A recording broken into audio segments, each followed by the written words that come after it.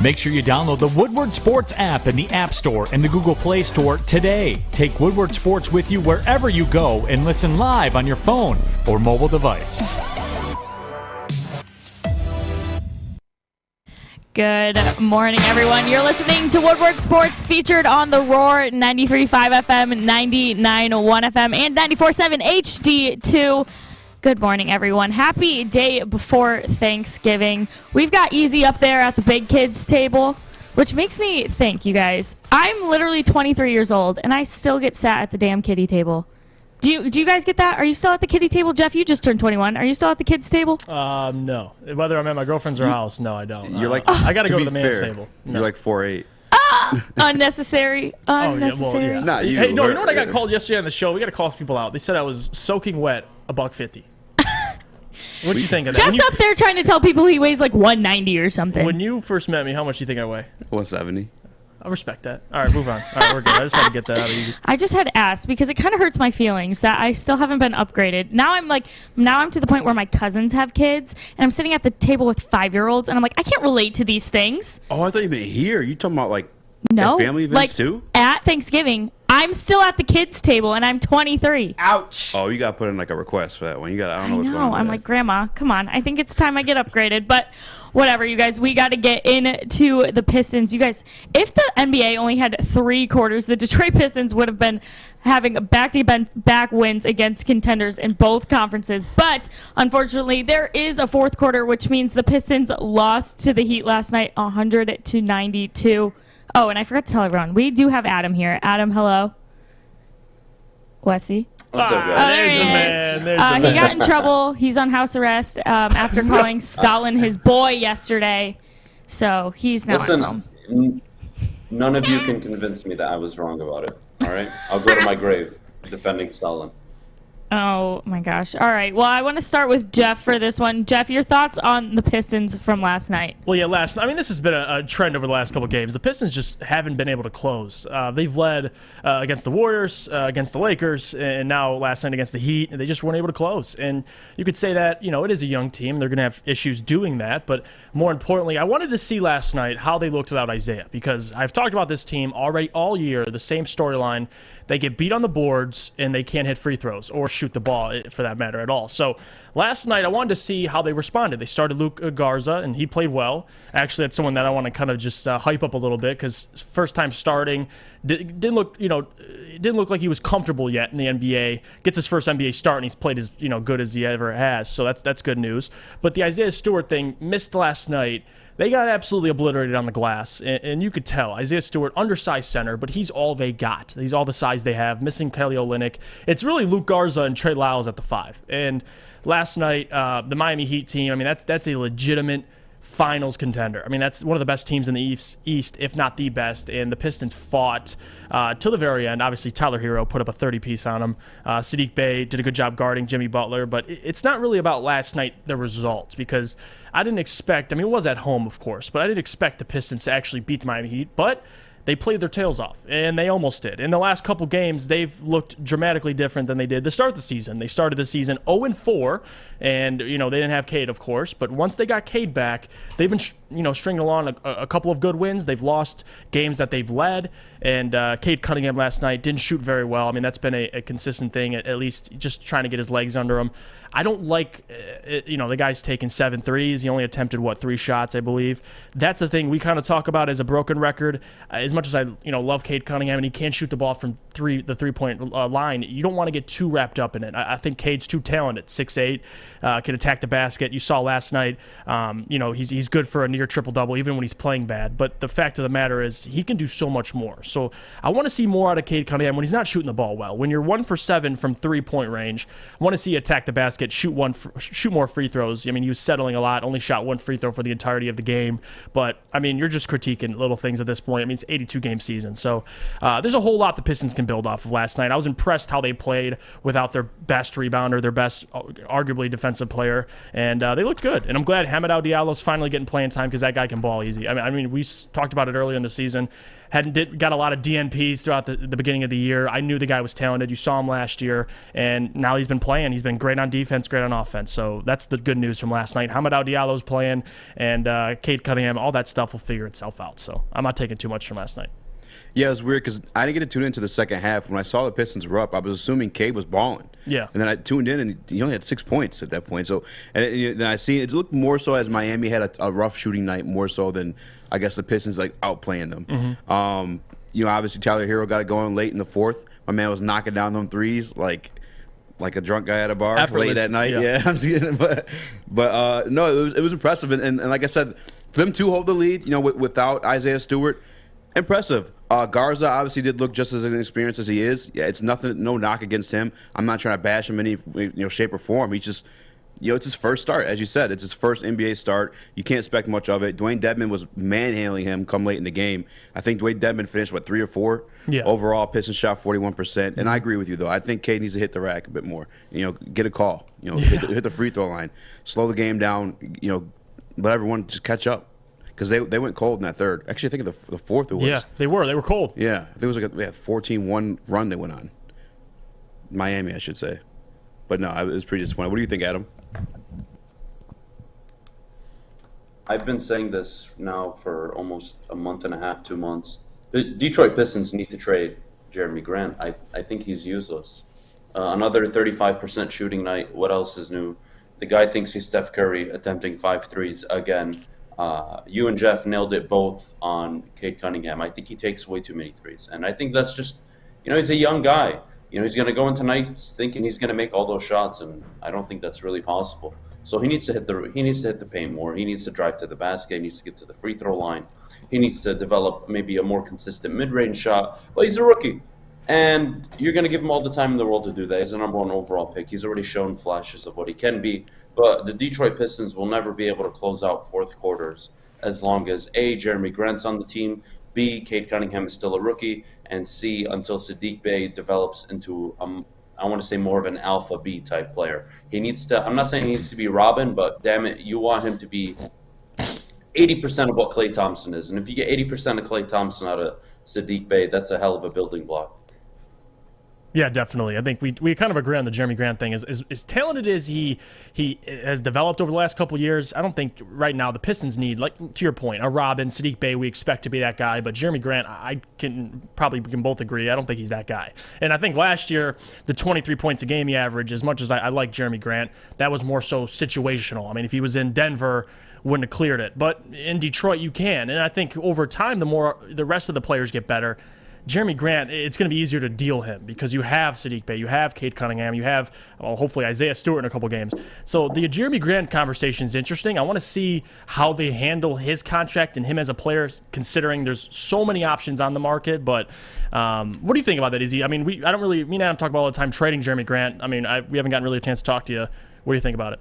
I mean, considering his contract, I believe he's done after this year. If I'm not mistaken. Like, you have to. You got to get some type of value out of him. I know last year I think Miami or Boston was the one that was really interested in him. They got a lot of young pieces. I'm not so sure if they're still like stocked on the number 1 draft picks they used to have, but you got to make the move. I don't hate Jerami Grant as much as everyone does. I agree that he is a 2, possibly a 3, probably more so a 3.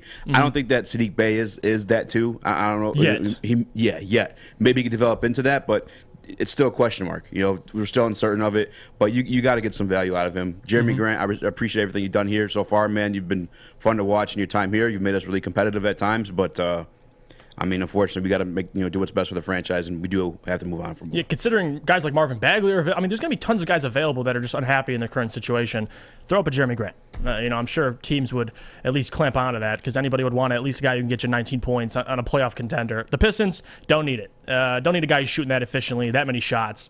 I mean, it should be Cade Cunningham in the fourth quarter completely, and that's it. Leave it at that. So I do want to ask you and Adam actually real quick though, like, do we cash him in for shooting or 5? Because Stu obviously tough guy, but he is undersized at the position. Yeah.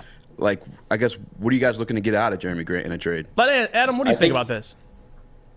I think you're looking to get a solid 3 or 4 out of Jerami Grant. I think those are probably your 2 biggest needs right now if you're the Detroit Pistons. Yes, Isaiah Stewart's nice. Yes, Luka Garza is nice, but you probably want a veteran 3 and 4. And if you can get a few draft picks, why not? Troy Weaver, I think we all can agree. In the second round, even can pull out a few good bench players. So having said that, look, you're not going to get a haul for Jerami Grant. He's a number 3 on a talented team at best. He's very inconsistent. He's not known as a shooter.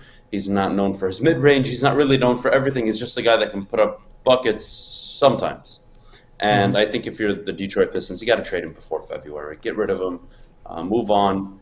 You'll probably suffer later on in the year, but you know what? It is a rebuild. It's pretty clear right now that most teams in Detroit are in a rebuild. And look, Jerami Grant, don't pull a Blake Griffin. We don't want another Blake Griffin situation. Just get rid of him. The dude is okay. He's nice. I mean, considering how bad the roster is, he looks amazing. But get rid of him. We mutually agree there. All right, you guys, at that, we are going to go to break. When we come back, we will talk to our Lions beat reporter, Corey with a K. He will be joining us to talk a little bit about the narrative going into tomorrow's game. We'll talk about Matt Nagy, what this game means for him, so stick around for that. But first, our friends that keep it cool over at Northwestern Tech. Yeah, Northwestern Tech provides a great opportunity for anybody that's looking for an opportunity to at least get in this field. And it's an opportunity to start a new career in an industry that is always essential. It's the heating and cooling industry. Learn more today by visiting northwesterntech.edu. Hi, I'm David Hall from Hall Financial. Did you know mortgage rates are still at generational lows? If you haven't refinanced your home loan yet, there's still time. Now is your second chance to refinance. You could lower your monthly payment, eliminate credit card debt, or even take cash out by using your home's equity. Call Hall Financial now to get started with your free 5-minute mortgage review. 866-CALL-HALL or chat with us online at callhallfirst.com. Follow us everywhere. Just search Woodward Sports on YouTube, Facebook, Twitter, Twitch, IG, and more. Welcome back, everyone. You're tuned in to the Morning Woodward Show. We're so happy to have you here on a beautiful Wednesday, the day before Thanksgiving, which means we have to talk narrative going into this Thanksgiving game. I think it's fair to say that the majority of Bear fans do want Matt Nagy gone, whether that be after tomorrow's game, at the end of the season. They want him out of there. There's been rumors swirling that Thanksgiving would be Nagy's last game, but Nagy claims he has not spoken to the Bears leadership regarding his job status. So he says he is fully focused. Wow, tongue twister. Fully focused on taking on Detroit as of now, not if or when he will be fired. So I'm going to do a magic trick, turn into Corey with a K, our Lions beat reporter. He will talk to you guys about narrative. But Jeff, why don't you go ahead and start us off? What do you think is the biggest thing going into tomorrow's game? Definitely this Matt Nagy narrative, and me and Adam talk about at least storylines all the time. And the Chicago Bears this week have a very strong one, and they had it already in the beginning of the year when they faced the Lions that if he were to lose that game, fire him. And now it's Thanksgiving. I did say earlier in the year I think the Lions will get their first win on Thanksgiving, or at least later in the year. And now you have Matt Nagy, who's himself has indicated he hasn't heard anything from upper management about this decision. But that doesn't change the narrative. And now we got our guy Corey joining us. So I'm going to ask this guy a bunch of questions about it. But more importantly, I want to get your thoughts, Eazy and Adam, before we go to Corey, on just quickly on this Matt Nagy narrative and why this game very well might be his last game if he loses. I mean, you got to start with it's the winless Lions team. Like if you lose to right them, there, baby. Any coach that loses to them throughout this season is automatically on a warm seat. And I almost used to swear words, but I forgot on the radio now. But any coach that loses throughout this entire season is automatically on a warm seat. It's just the Lions are awful. I will say this though about Matt Nagy, and this may be a little bit of a hot take. I kind of don't get it as much. Look. He's been in the playoffs how many times with Mitch Trubisky? Twice, right? Is Mitch Trubisky, was he a backup now? I mean, I think for Buffalo, right? He's not a good quarterback. 2018 AP Coach of the Year, like offensive coordinator of the Kansas City Chiefs, before they had Patrick Mahomes, they were still doing pretty solid with Alex Smith. Can I talk? Alex Smith is no slum, but go ahead. Yeah, you got to go back and forth here, Adam. Let's go. All Let's go. All right. Eazy, I love you, buddy. You know I love you, right, man? All right. Yes. I could get with you on this 1 year ago. I can't do it this year. I'll tell you why. 1 year ago, Matt Nagy was 20-12 as a head coach with one playoff appearance, 12-4 his first year, coach of the year. Offense looked great. His first year in Chicago, he made them a top 5 offense. It was unbelievable, top 10 offense. He was really good with Mitchell Trubisky. Second year, 8-8, they slump a little bit. The defense regresses. The schedule was much more difficult. Okay, I'm not going to panic. It's 8-8. The guy's proven he can win 12 games in the NFL. The following season, which was last year, they start 3-0. He makes a decision to bench Mitchell Trubisky, and I believe they finished the season 5-8. The remaining way, or 5. What was the record last year? 7-9. Or it was 8-8. 8-8 net last year. Yeah, so they finished the season 5-8. They had lost 5 straight throughout the season. They looked awful, and even this year, they're 3-7. They mortgaged the franchise to go up and get Justin Fields. He doesn't look all that great. And if you just go on the offense, which is what Matt Nagy is known for, Eazy, he came into the league, they were a top 10 offense. Since, they're 29th, 22nd, and now 29th. Like, I don't know how, if you're a Chicago Bears fan, that you're supposed to put up with that at all. You know, for example, with Detroit Lions fans and Dan Campbell, you don't really have that problem. It's like, oh, he's not an offensive-minded coach, and he's not a defensive-minded coach. He's just a coach. How do we even deal with this? And you're going to have to judge Dan Campbell 2-3 years from now, 1, on win-loss record, and 2, development of the team. And if you apply that same logic to Matt Nagy, the team isn't getting better. The defense is missing Khalil Mack for the rest of the year. They're not going to get any better. They're probably going to end up with 5-6 wins at most. So they're going to have a top draft pick. Do you want to waste that with the current GM and the current head coach? I mean, I know there are reports that came out disputing, hey, we're not ready to move off Nagy, but look, man, whenever a report comes out that a dude lost the locker room, it's very difficult to come back from it. I've watched football for way too long. Whenever the report comes out like this guy's starting to lose the locker room or players aren't trusting him, you're only weeks away. You can only buy yourself so many weeks, and Jeff talked about it earlier. Narrative. What's the narrative behind this game? Well, if Matt Nagy loses to the winless Lions, that's pretty damn. That's a big indictment. You can't afford it. So, I've got my money on the Lions tomorrow, but you guys can give me your opinion on Matt Nagy. Well, listen, now that we kind of got our general consensus on Matt Nagy, I want to drop it to our Detroit Lions beat reporter, Corey Woods. He's here, joined us in the studio. And Corey, this week, Thanksgiving, they take on the Bears. We talk about Matt Nagy. I need your thoughts on Matt Nagy, number one, on the possibility of being fired this Thursday, and just this year as a whole for the Chicago Bears. Well, if he does get fired after tomorrow's game, that would be, unprecedented for the Chicago Bears, because the McCaskey family has they've owned the team for like over half a century. They've never fired a coach mid-season. So that would be bucking tradition. I think if they lose to the winless Lions, that could expedite that, because, to Adam's point, he came into the Bears and was 12-4 that first season, but over the last 3 seasons he's been 19-23. Right. Not good. So I see that if they lose to the Lions, I can see his seat getting a lot warmer. But I mean, if a team has not fired a coach over half a century during the middle of the season or during the season, I'm curious to see what would buck the tradition right now. Him and the general manager, Ryan Pack, they're both on thin ice. The McCaskey family said that when they brought them back, they wanted to see progress this season. Yep. Obviously, they have not had any progress. They've regressed. So I think it all depends on if they lose tomorrow, and if they do lose, how they lose, to determine whether they go ahead and buck, their tradition, or I guess you could say a tradition, and fire a coach during the season. And it's interesting because before the season in the draft, they traded up for Justin Fields. It almost seemed like to buy them time. And now his first year, he started. The Bears fans got what they wanted, and they've lost their last 5. So, and they lose the Lions, it'd be the 6 now. So, but that's interesting. I did not know that the Bears have never fired a coach midseason. So that would actually support the argument. He'll be here the rest of the season, but he's going to get he's going to get fired. That's for sure. He's going to get fired. It just depends on when, not if. Yeah, and the other thing, too, I do want to say is, like, from the Bears organization, the other thing came out with him was the locker room. And when the locker room's buzzing about it, it's got to be done. I just don't think that Ryan Pace I don't think his hands are clean in this at all. He was given the Mitch Trubisky project. He's the one that traded away, valuable assets and built the roster that, Matt Nagy's forced to work with. Yep. I'm just saying, I think Matt Nagy can still have some success after the Bears. And Andy Dalton's for sure the starter. Eazy, I'm on the same page as you guys in regards to Ryan Pace isn't absolved from this. If you guys look at Ryan Pace's last 3 drafts, I could name maybe there's 2 starters right now on the team outside of Justin Fields, and that's David Montgomery and Darnell Mooney. The rest are below average players at best.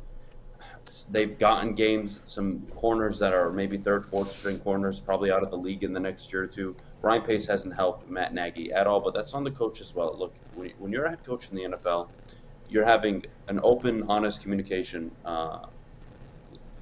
just throughout the board when it comes to players. Like, hey, this is how I want to build my team. And you can't convince me that Matt Nagy doesn't have part in saying, hey, this is how I want my teams built. So I think they're both done at the end of the year. The Chicago Bears, and what is it, Corey? 101 years, they've never fired a coach mid-season. I don't expect them to do that this year. They're going to give Matt Nagy the rest of the year. Yep. And who knows? Nagy could go get another job. This isn't the Detroit Lions. This isn't where you go to the coach of the Detroit Lions and then you never get a head coaching job after. This is just completely different. So I like Matt Nagy. I think he's lost what made him special or very early on, that creativeness. And I'm seeing that same trend with Sean McVay. Sean McVay is extremely, extremely reliant on Matthew Stafford right now, which is not good. You shouldn't do that. What made Sean McVay so damn good and Jared Goff good very early on was deception, motion, play action. I mean, that is what made McVay special, and what made Nagy so special was the same concept: deception, motion, getting players open, creating one-on-one matchups that favored you. I mean, that is Matt Nagy. That is a lot of these young offensive-minded coaches, and of course, defensive coordinators pick up on it. But at the end of the day, Corey, I don't see them making a move before the end of the year, even if they lose, especially after that report came out. I think that kind of quells a lot of the hot seat. But look, if they lose tomorrow, if I'm a Chicago Bears fan, I'm ready to put my head through it. I think for them to fire him after tomorrow's game, like I said, they would have to get blitzed. I'm talking about, like, the Lions can't just come out and lose, because both the teams, I mean, granted the Lions are 0-9-1 and the Bears are 3-7. Both teams are bad. They're both bad teams. I think it would take Chicago getting embarrassed on national TV against a winless Lions team for them to, like, you know what, both of y'all are out of here. Because look at last year. I mean, different scenarios, but Matt Patricia and Bob Quinn. Yep. If they would have just lost that game, I think Matt Patricia would have finished the season. They got embarrassed. They got slacked on national TV. And then he was gone 2 days later, both of them. Can I ask this? The Lions are clearly having some offensive issues, some non-creativity. If Matt Nagy becomes available on the open market and the Lions are looking for an offensive coordinator next year. Corey's shaking his head already. Is he a candidate? No, I honestly would say this. If the Lions decided to go ahead and go in a different direction with offensive coordinator, I'm still a page for my guy John at Sports Illustrated. I think they should turn to the guy who's already there. Deuce Staley. Deuce Staley. Go ahead and promote him. I've heard that a lot. He's already been talked. He's already fielded a question about if he would like to take an offensive coordinator job in this league. He said he would if he gets it. So I mean, if they decide to move on from Anthony Lynn, I have a question for you, man. Adam shut me down when I look, mentioned that yesterday, by the way. Just want to add that. Look, I mentioned Deuce Staley. look, I think the NFL is a great place. I think a lot of people get opportunities to fill in and really show if they have potential. And who knows, Deuce Staley may be that guy. But if you're Dan Campbell, are you really going to take a flyer? Are you really going to be like, all right, there's all these offensive coordinators available with experience calling plays and game planning. I'm going to go with the guy in staff, which, again, it's fine. The Washington Redskins at the time passed on Matt LaFleur, Kyle Shanahan, and Sean McVay. So they're a prime example of what you can let walk out the door. But look, I really think even if Deuce Staley takes over, I mean, is that the direction the Lions want to go? I mean, this seems like a bigger project than maybe people even thought. Like, I have zero confidence right now in the coaching staff. The way that Anthony Lynn has been treated, and believe me, I'm one of Anthony Lynn's biggest critics, especially when he was with the Chargers. I thought he really underperformed with that roster. Having said that, how do you make the call to change offensive coordinate or play calling duties mid-season, and then all you do is run the ball more? You can't walk into the meeting room and say, hey, this is our number, 35. I want to see us run the ball 35 times, Anthony. That's the game plan. We're going to run. We're going to pound the rock. You couldn't have done that. It took you to call the plays, and Dan Campbell's not any better than him. So, yeah, give Deuce Staley a shot. I don't think that's the long-term solution. I don't think anybody on the staff is the long-term solution outside of Aaron Glenn. He's been the only one that's shown promise, Corey. So, well, to that point about Deuce Aaron Staley Glenn, a shot, I'm okay with it. Well, to the point about Aaron Glenn is the reason I will go ahead and go with Deuce Staley. Aaron Glenn has the respect of the locker room. When you hear those defensive players like AJ Parker, Bobby Price, Amani Rourier, Will Harris, you go down the line. Those guys bring up Aaron Glenn and Aubrey Pleasant, for that matter, without even being asked about them. They bring up how much they've been an asset to them in coaching them. Same thing with the running backs. You hear a Jamal Williams, a DeAndre Swift. They bring up Deuce Staley without being mentioned, without anybody asking about them. You don't hear anybody. You don't hear any receivers talking about Anthony Lynn. You don't hear Jared. I think so you're onto something. I just think I know long-term solution that it may or may not be ideal, but if they just want to turn to somebody that has the locker room, I think that Deuce Staley would be a good fit, at least. I'm okay with that. I really am. I'm more than okay with Deuce Staley getting his fair shot. How many games are left? What are we, 9-1? So 7 games left. After Thanksgiving, you have about 10, 12 days. So, you know what? I'm okay with Deuce Staley moving forward. Right now for the rest of the season? Yeah, absolutely. Absolutely. You should give him that chance, especially if he has the locker room. And look, Jason Garrett just got fired in New York. He's probably not getting another job, and nor should he. But, you can't just blame everything on the coordinators as well. I think it was a cop-out from Dan Campbell to immediately cut Anthony Lynn. At least, look, for all my criticism of Anthony Lynn all season, what was the Lions' their biggest issue? Red zone conversions. They were moving the football downfield. They just couldn't convert in the red zone. Now the Lions just can't move the ball at all. So I just don't. I don't see it. I hope they give Deuce Staley a shot. Although I'm against it, I'm okay with an audition because the season is already over. It's been over. It was over before the season started. I think they really gave up on Anthony Lynn too quickly, although I'm not a big fan of his. Regardless, give Deuce Staley a shot. I'm with you, Corey. I just don't know. With the way this season is going, just try something. This is the time to go ahead and get everything out, because next season they're going to have to come back more polished and more composed with how they start the season, how they draft, how they pursue free agents. So right now, even though Dan Campbell has not shown to be that much of a better play caller than Anthony Lynn, I was cool with the decision of Dan going ahead and taking over. Try something, because nothing has worked. Right. I have a question, a little bit of a conspiracy, and I actually texted Corey about this last night. And some of our dilemmas on offense. I don't know if you guys knew this or not, but Aubrey Pleasant, our defensive backs coach, is also the team's passing coordinator. Is that correct, Corey? For the Rams, right? Yeah, for the Detroit Lions.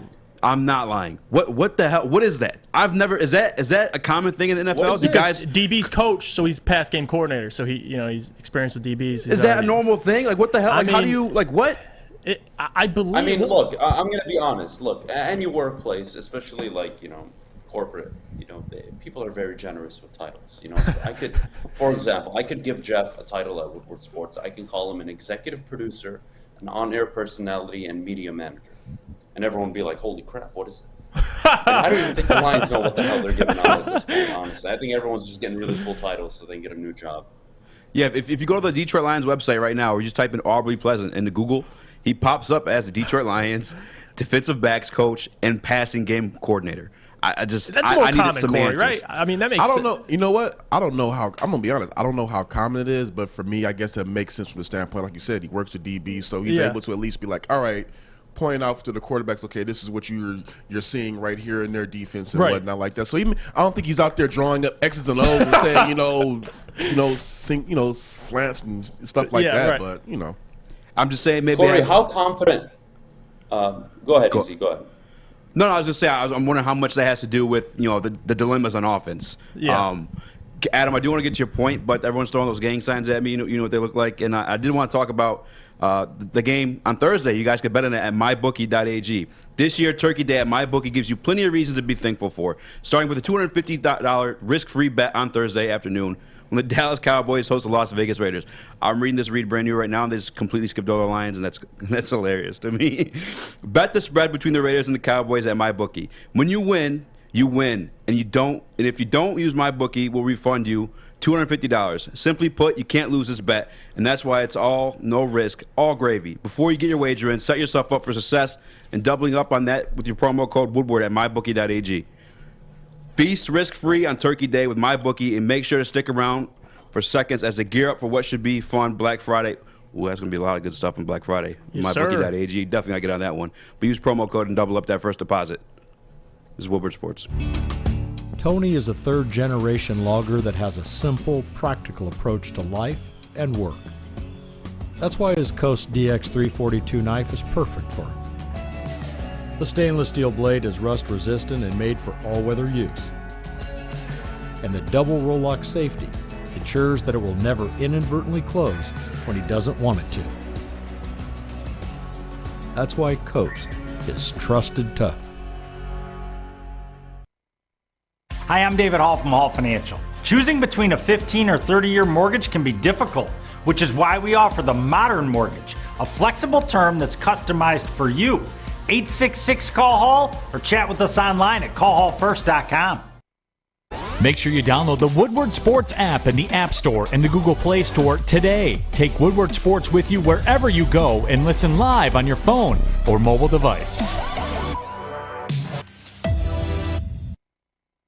What's up, you guys? Welcome back to the Morning Woodward Show. It is time to play Would You Rather Wednesday, and Eazy gets to play for the first time. So let's go.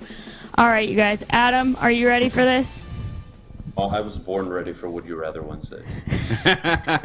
All right, remember, you guys, you know how to play. Death, not an option. You got to pick one of my choices. I swear every week Adam takes death as an option. I'd rather kill myself. And I'm like, no, you can't. But anyway. All right, would you rather? You're the owner of a franchise. You have to hire a Detroit GM. Which one are you taking? Out of all the franchises right now? Yep. I'm taking Eazy. That's an easy answer. That's an easy question, Eddie. Come on. I gotta start with a softball. The eyes are black. I'm assuming you take Mr. Yzerman too, right? Oh, for sure. Okay. Yeah. All right. Second, probably. Everybody and their mother is taking Steve Yzerman. Who's second, though? I think that's the conversation. Who's second? No. Who's we don't second? want to talk about who's second. Second is last, buddy. All right.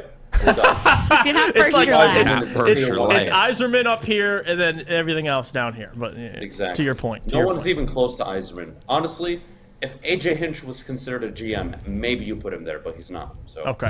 All right. Fair enough. All right. Would you rather bring back Barry Sanders to this team or Calvin Johnson? Prime. We're talking prime.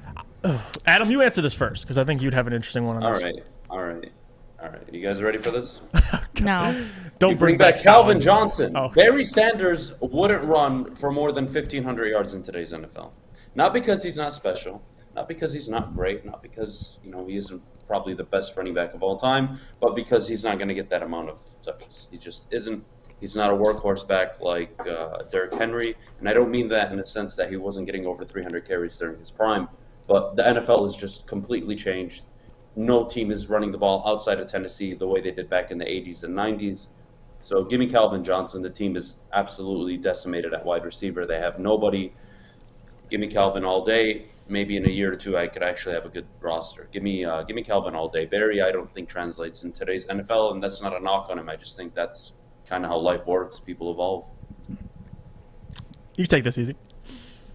We'll skip over the Barry statement. I'm going Calvin Johnson. We have no receivers. Are you kidding me? Our number two best options freaking just got cut from the Tennessee Titans. It's Josh Reynolds. Give me Calvin Johnson. Yeah, this is tough because I want to listen. Calvin's my If you want to sell player. Tickets, you get Barry in the building. There you If go. you want to sell tickets, you get Barry in the building. He's think electrifying. He's the best back of all time.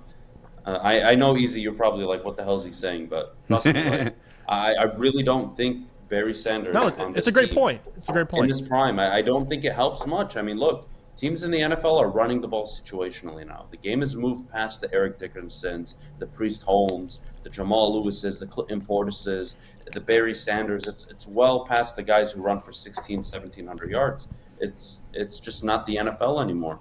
To be honest, even if we did have Swift and Barry, I feel like our offensive game plan wouldn't be able to incorporate both of them and Right. capitalize on it either. So Yeah, I think Dan Campbell would line up Barry at fullback, to be honest. So. yeah, they do some crazy stuff, man, for sure. It's tough because I want to say I want to say Barry, but of course, like if I pick Kelvin, which I'm going to, Kelvin's the pick, by the way. I don't. Can Jared get him the ball? But I'm assuming if you throw it in his area code, he'll just do the rest. So it's you know what I mean. At this point, just give me Kelvin. All right, he's 6'5". At this point, give me Mike Allstott at quarterback over Jared Goff. He'd probably find Kelvin. So you know what? We'll all agree, Kelvin Johnson. Yeah. All right, what do you got, All Kennedy? right. Next, we'll talk more about these guys in a second and what happened with them. But would you rather re-sign AP, Adrian Peterson, or Golden Tate to the Lions? Oh, I mean, I'll let you guys take it because I think this is easy to me. This is an easy answer. Give me liberty or give me death, and I'm gonna You choose can't. death. I'm You not can't. signing a 50-year-old running back. Number one, when my backfield is really strong. Number two, Golden Tate. Why the hell would he come to Detroit? Even if I offered him $15 million a year, he's gonna look at me and say, "What the hell am I gonna do? Be part of a winless team? Nah, bro, I'll pass." Like, come on, this is not fair. And then you yell at me why I choose that. Like, this is why I want to die. How about this? How about this? You're I love you. you're drafting, and you have to take one of the two. They don't have a choice. I'm taking AP. You're taking AP right now? Monsters first 5 years. Right now? Right now. As a rookie or No, right now. No, Right now. I guess right now. They're both old men, I so mean- it's like I love them. I love them both. give me Golden Tate. He'll play quarterback. Hey, okay, you know what? I like that. Give me Golden Tate. Golden like that to your QB. point, line up, put him at quarterback, put him at whatever. It doesn't matter. I like Golden Tate. So Yeah, this team has such a need for wide receiver. Take Golden Tate. He's run plays out of the backfield as well. He's run the football a little bit at Notre Dame. Like Golden Tate. He's yeah, for sure. Go Irish. versatile. The Yak King. Yes. Yeah, and he catches balls from behind the line of scrimmage. That's his thing. Yeah, Jared can. This is like That's Cade Jared- McNamara. that's all Jared can do. Jared can give him a 5-yard pass. Now, what is he? 30 something. He'll probably turn it into like 3 yards. But you know what? Facts. I love Golden Tate. Yeah, Definitely. King. All right, you guys. Would you rather start Blau or Boyle on Thanksgiving? Give me David Blau, his fiance/girlfriend. I still don't know who she is to him. Is an Olympian. That is more of a qualifier than Tim Boyle's life and Jared Goff's. Give me David Blau 7 days a week, 365 days a year. I don't care. Just anything but Jared Goff. But I'm going to be honest. I'm pretty sure Jared Goff is starting, and he'll probably lead them to victory tomorrow. Oh, I'm excited for Adam actually because you did make the bet. You did put your balls on the table. Easy. I'm going to lose my beard, man. God damn it. He did bet his beard that the Lions. You didn't have to, it's not like a score prediction, right? You just need the Lions to win big, No, right? I if mean, the Lions don't win, I have to shave my beard. I like that You better. might have a naked Adam, a naked face Adam. Naked Adam. Oh, that's gonna be. But for between those two, Tim Boyle or David Blau, I mean, we've seen Tim Boyle at this point. As a Lions fan, I mean, this is kind of sad, but I just want to see everything. Honestly, we talk about Jack Fox. Put that man in that quarterback at this point. Period. Put David Blau in. I want to see what he can do because, and if not, it doesn't work out. It wasn't going to work out regardless. But I'm expecting Jared Goff to start. But if he doesn't, give me David Blau. Yeah, I think they announced that Goff is getting the start on tomorrow, but Boyle or Blau, I don't want anyone but Goff, honestly. I want to see something else in there. This is a losing season either way. Kind of what Corey said, just mix it up. Let's try something. But between the two, I'll take round two of Boyle. Why Round not? two? Yeah, I'll take round If two of we're Boyle. trying things, please. add another position to Aubrey Pleasant. Wow, tongue twister. Aubrey Pleasant. Make him a quarterback. YOLO.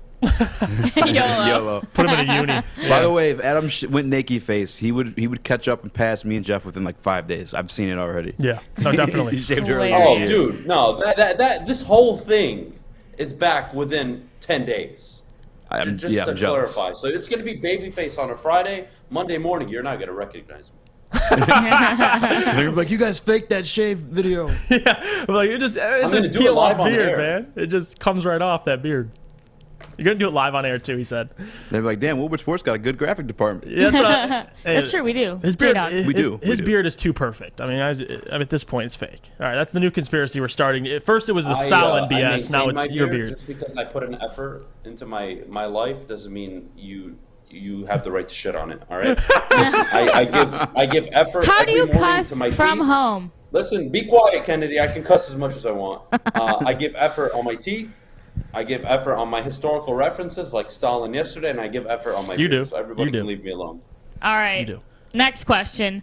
Would you rather hire Matt Patricia as defensive coordinator, which means you're getting rid of Anthony Lynn? No. Or would you rather sign Anthony Lynn to a 3-year extension deal at OC?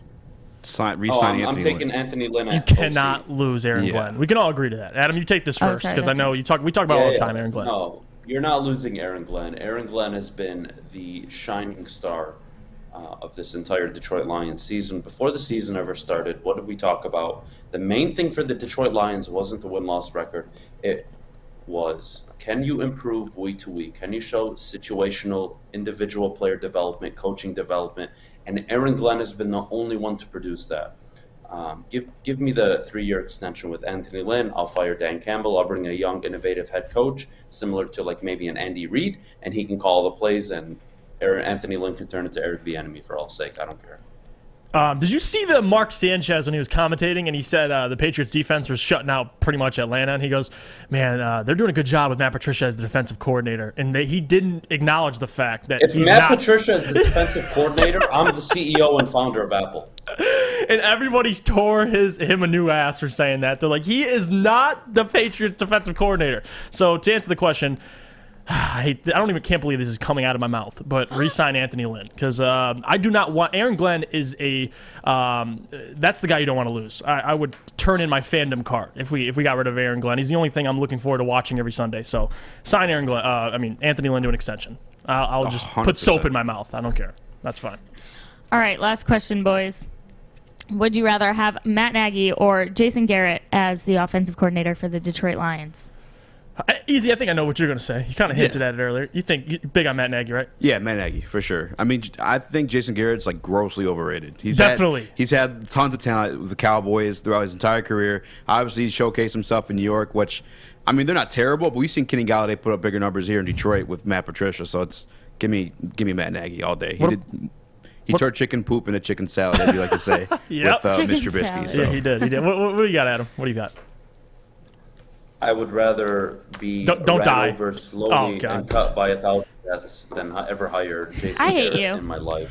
Jason Garrett is one of the worst coaches I've ever seen in my lifetime. Mr. 8-8 himself. Mr. Choke away the playoffs, Dallas Cowboy head coach himself.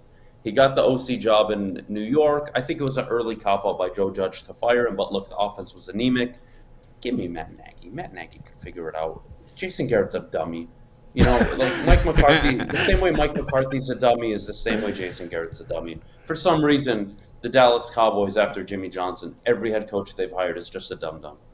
No, he was never a great offensive coordinator. I mean, give Kellen Moore the credit he deserves, what he's doing in Dallas. But I'm going to give Matt Nagy the chance. I can't believe I'm saying that either. But Jason Garrett, overrated. I think the Giants are last in the NFL in just touchdowns on the ground or through the air. Lions are 20th, so you know what? Better than the Giants, even though I hate us as much as I do. But anyway, I'm taking Matt Nagy.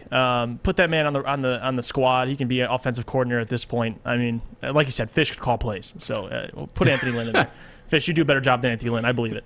I feel like we punt every play. If Fish was our offensive coordinator, he's kicking Fish should be just doing Hail Marys. At least it'd be interesting. You know, hey, we'd have something going. That punting strategy works, all right? The Raiders pulled that off many, many years ago. I don't know if you guys remember, but Shane Leckler and Sebastian Janikowski, that was like the best special teams unit in maybe the last 30 years.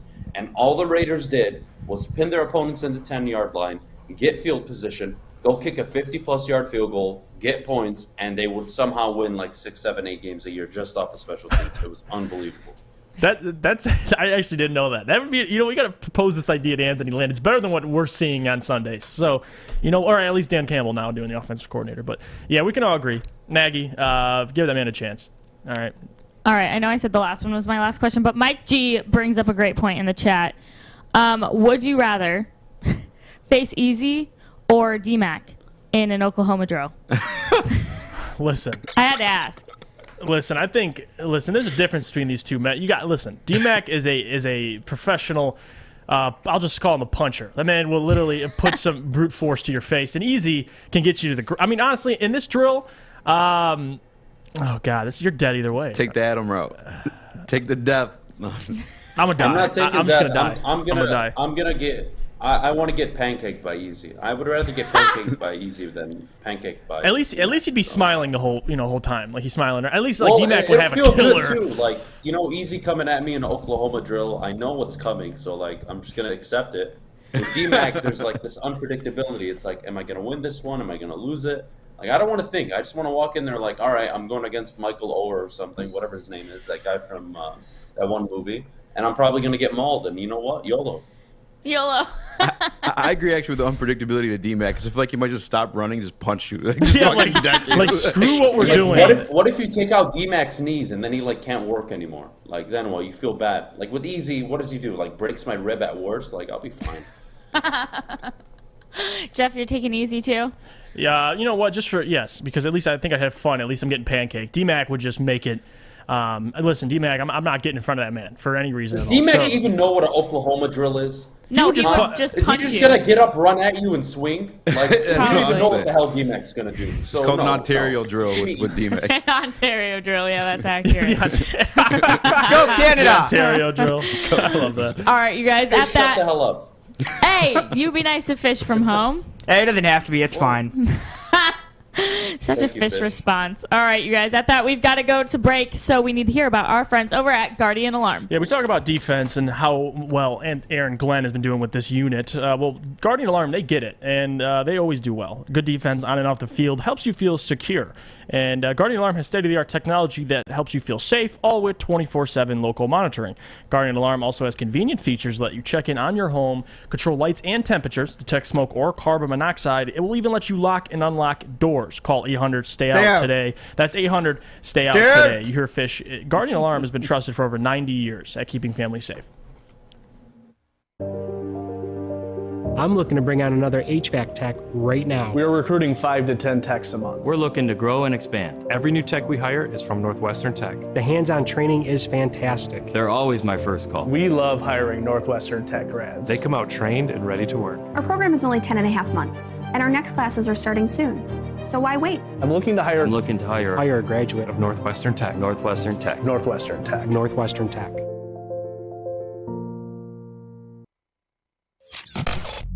It's Adham, Jeff, and Kennedy. Mornings on the Woodward Sports Network.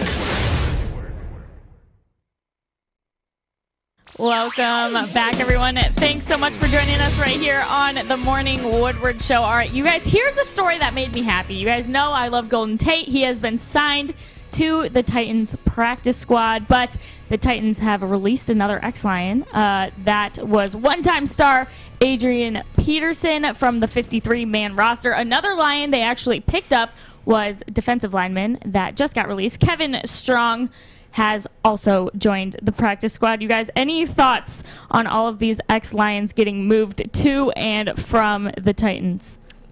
I mean, for me personally, taking this away, I mean, the whole AP thing, it was signing off a necessity, and the Titans needed something, and they signed Adrian Peterson. Now they have really a 3-rotation backs. They have Dante Foreman, Jeremy Nichols, and Dontrell Hilliard, and it's just the reality of it. They don't have room for Adrian Peterson. He's older now. He's past his prime. He had a good year in Detroit when we fed him the rock with Matt Patricia, giving him 20 carries a game pretty much, but over DeAndre Swift, might add. But Adrian Peterson, I mean, I'm not surprised. The Golden Tate thing, I am surprised a little bit. I'm actually surprised that I get he probably doesn't fit the Los Angeles, their offensive scheme, but I before the season predicted that they'd at least give him a flyer for LA, especially you lose a guy like Robert Woods. OBJ, say what you want. I believe personally Golden Tate with Matthew Stafford at least would be, I mean, at least what we're seeing right now, we'll see with OBJ. But I like Golden Tate on the Rams. I don't know what he's going to do on the Titans. I mean, their wide receiver room's filled, and they're basically just stacking their strength at this point. They know, listen,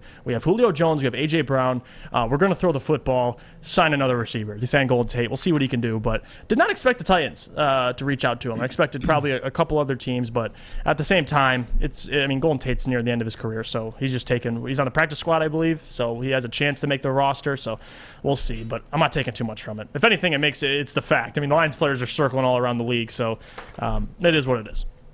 Golden Tate has been so damn thirsty this offseason and even into the season.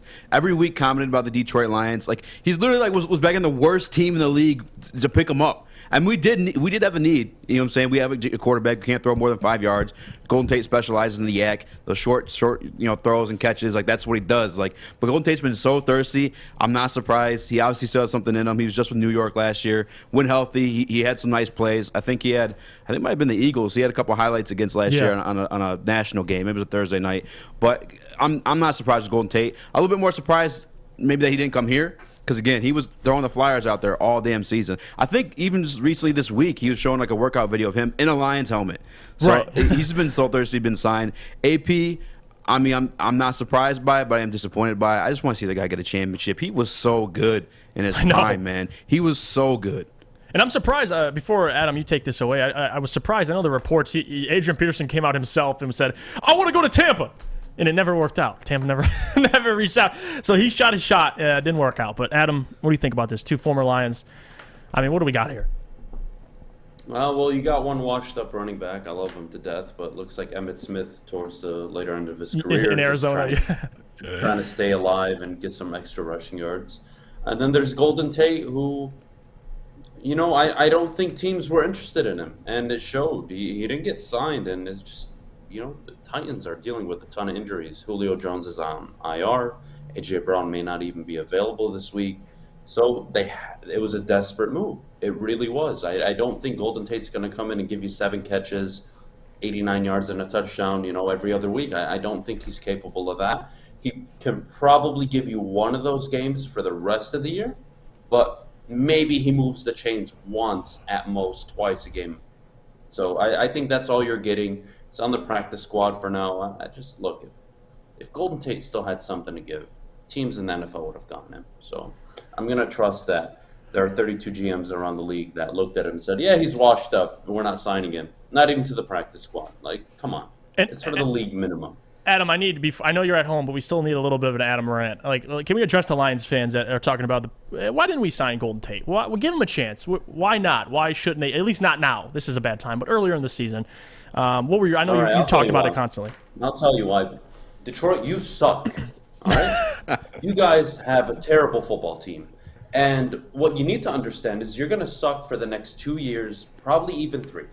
So why bring in a guy who's going to take in targets, who's going to be taking targets and receptions away from Amon-Ra St. Brown, who, let's all be honest, you kind of want him to develop into a nice wide receiver moving forward. You don't want to have 0 wide receivers going into next year and the year after that. So how do you figure out if Amon-Ra St. Brown is going to be a good option?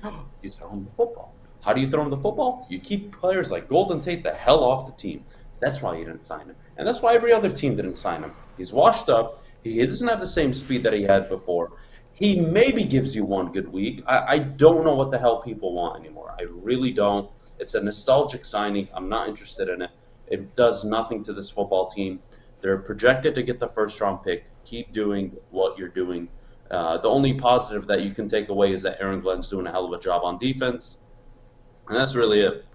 No, and now that we got our man Eazy, guy who's active on Lions Twitter. I know you've talked about Golden Tate in the past. Listen, I got to tell you right now, Eazy, we'll ask you right now and put you on the spot. Are you on the Golden Tate bring him back train? I see people talking about it because Adam laid out some pretty solid reasons, but anything you can differ from what he just said? I think you definitely bring him in for like some, I guess, veteran leadership against a little bit in the receiver room, just because of who Adam just said. Amon-Ra St. Brown. Yeah, he may take away some targets, but Golden Tate, a smaller guy, never was really the most like athletic specimen, but he always was the yak king. He's always great at getting off the line. I think there's like technique in that, him being his size and whatnot, and I think that's some technique you can pass on to these young guys. And again, like that's all we have in that receiver room right now. Young, inexperienced guys. Amon-Ra especially, I think him and Golden Tate are like similar mentality-wise. They're both tough and scrappy. Actually, that's part of the reason why Golden Tate didn't get signed. Don't forget the skirmish he had last year with my man, defensive quarterback in L.A., Jalen Ramsey. Yep. Yeah. And before that, he banged Russell Wilson's wife and then punched him in the face for it. Or no, he punched Percy Harvin. So he's had some like locker room issues too. I think that's part of the reason why he didn't get signed. But I think there's definitely some like little tips and tricks that vets know in the game, especially Golden Tate, running all kinds of different routes. Yeah, but Golden Tate made it very clear. Golden Tate made it very clear before the season. He, in a very similar OBJ fashion, felt that he still had a lot more to give, which is fine. He's a player. I get it.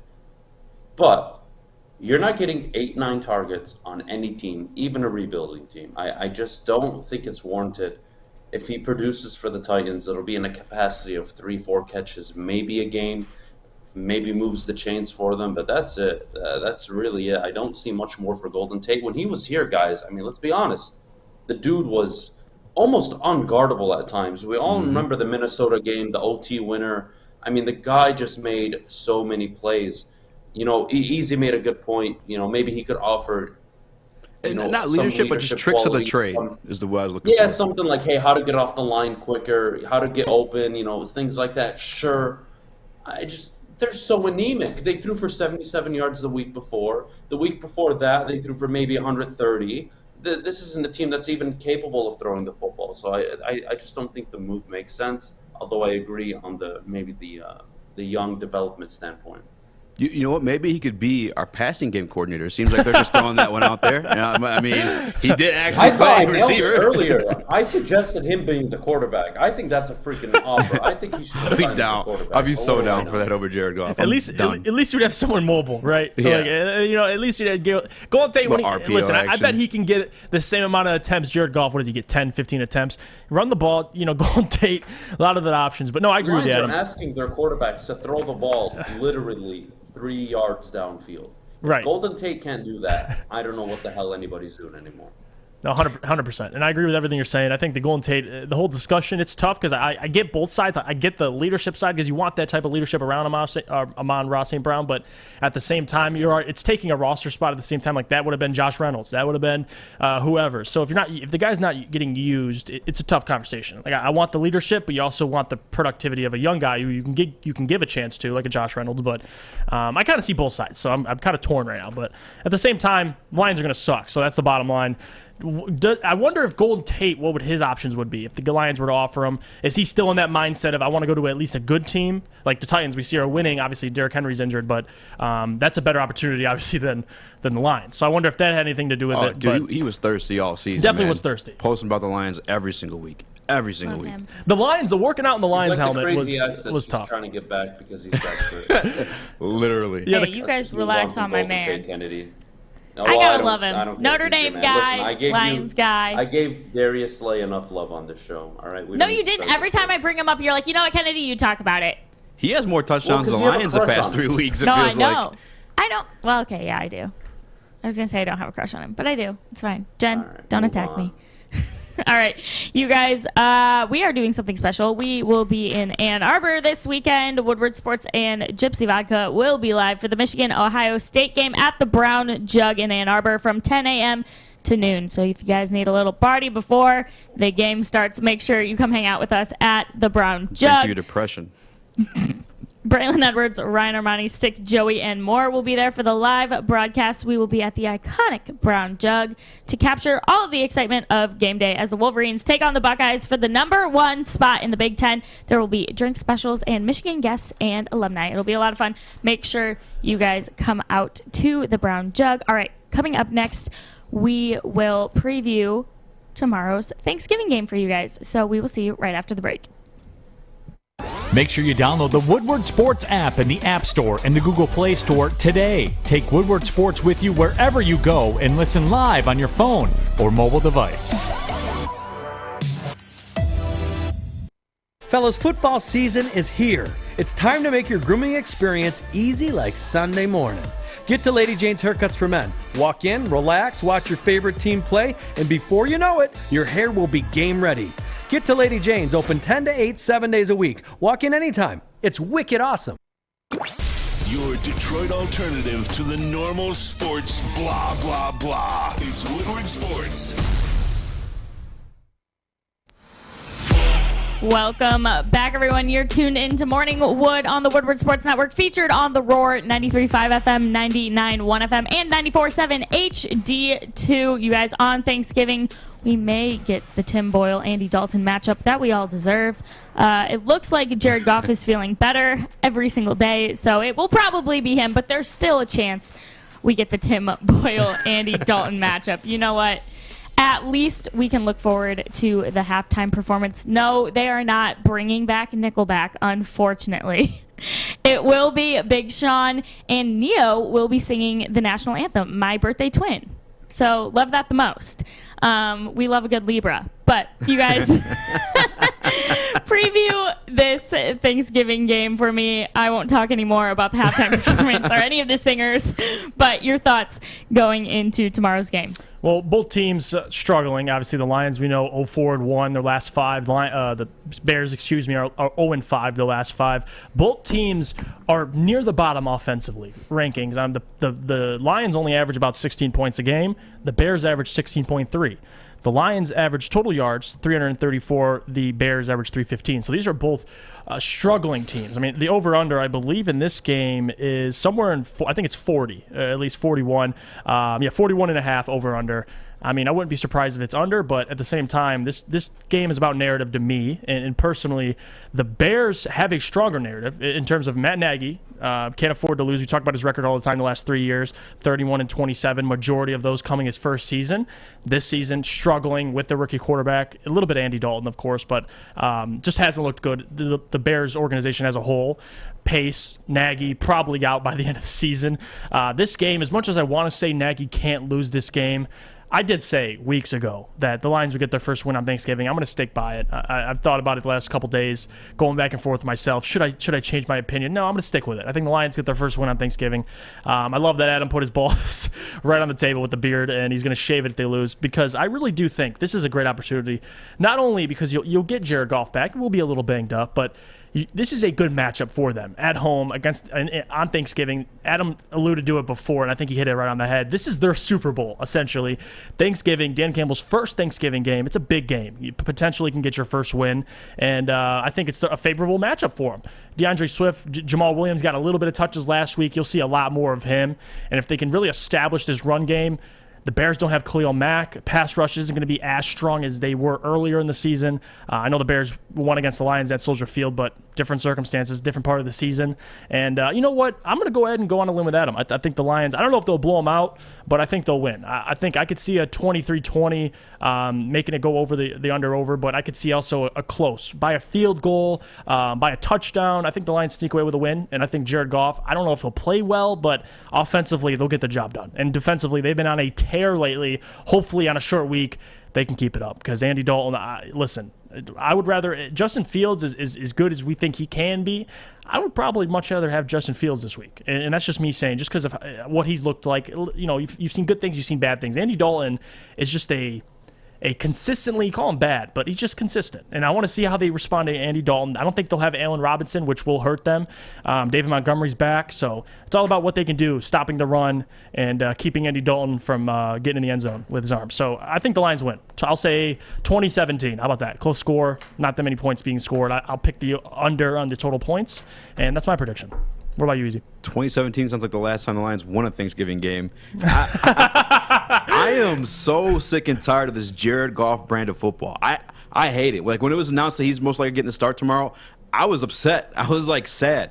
Like, sinking in my chair, like, throwing a fit like a toddler. I'm so sick and tired of it. The only way the Lions win this game, in my opinion, is that they go all out and it's Super Bowl 2.0 for them, the way they went with the Rams. I'm talking fake punts, kicking the fake field goals, whatever you need to do. We need to go all out. We need to get this W, because I can't watch Jared Goff anymore. I hate it. And now I'm gonna cry about one more other thing too. How many years in a row we have to have Big Sean perform the halftime show? I love Big Sean, but goddamn, bro, that's all we got. Come on. And Neo, I think Neo. What is this? 2016. Aubrey Pleasant should Don't do the come for halftime Neo. show. Yeah, you might as well. He's the passing game coordinator. Yeah, he halftime show he could be the performer. talent coordinator too. Yeah.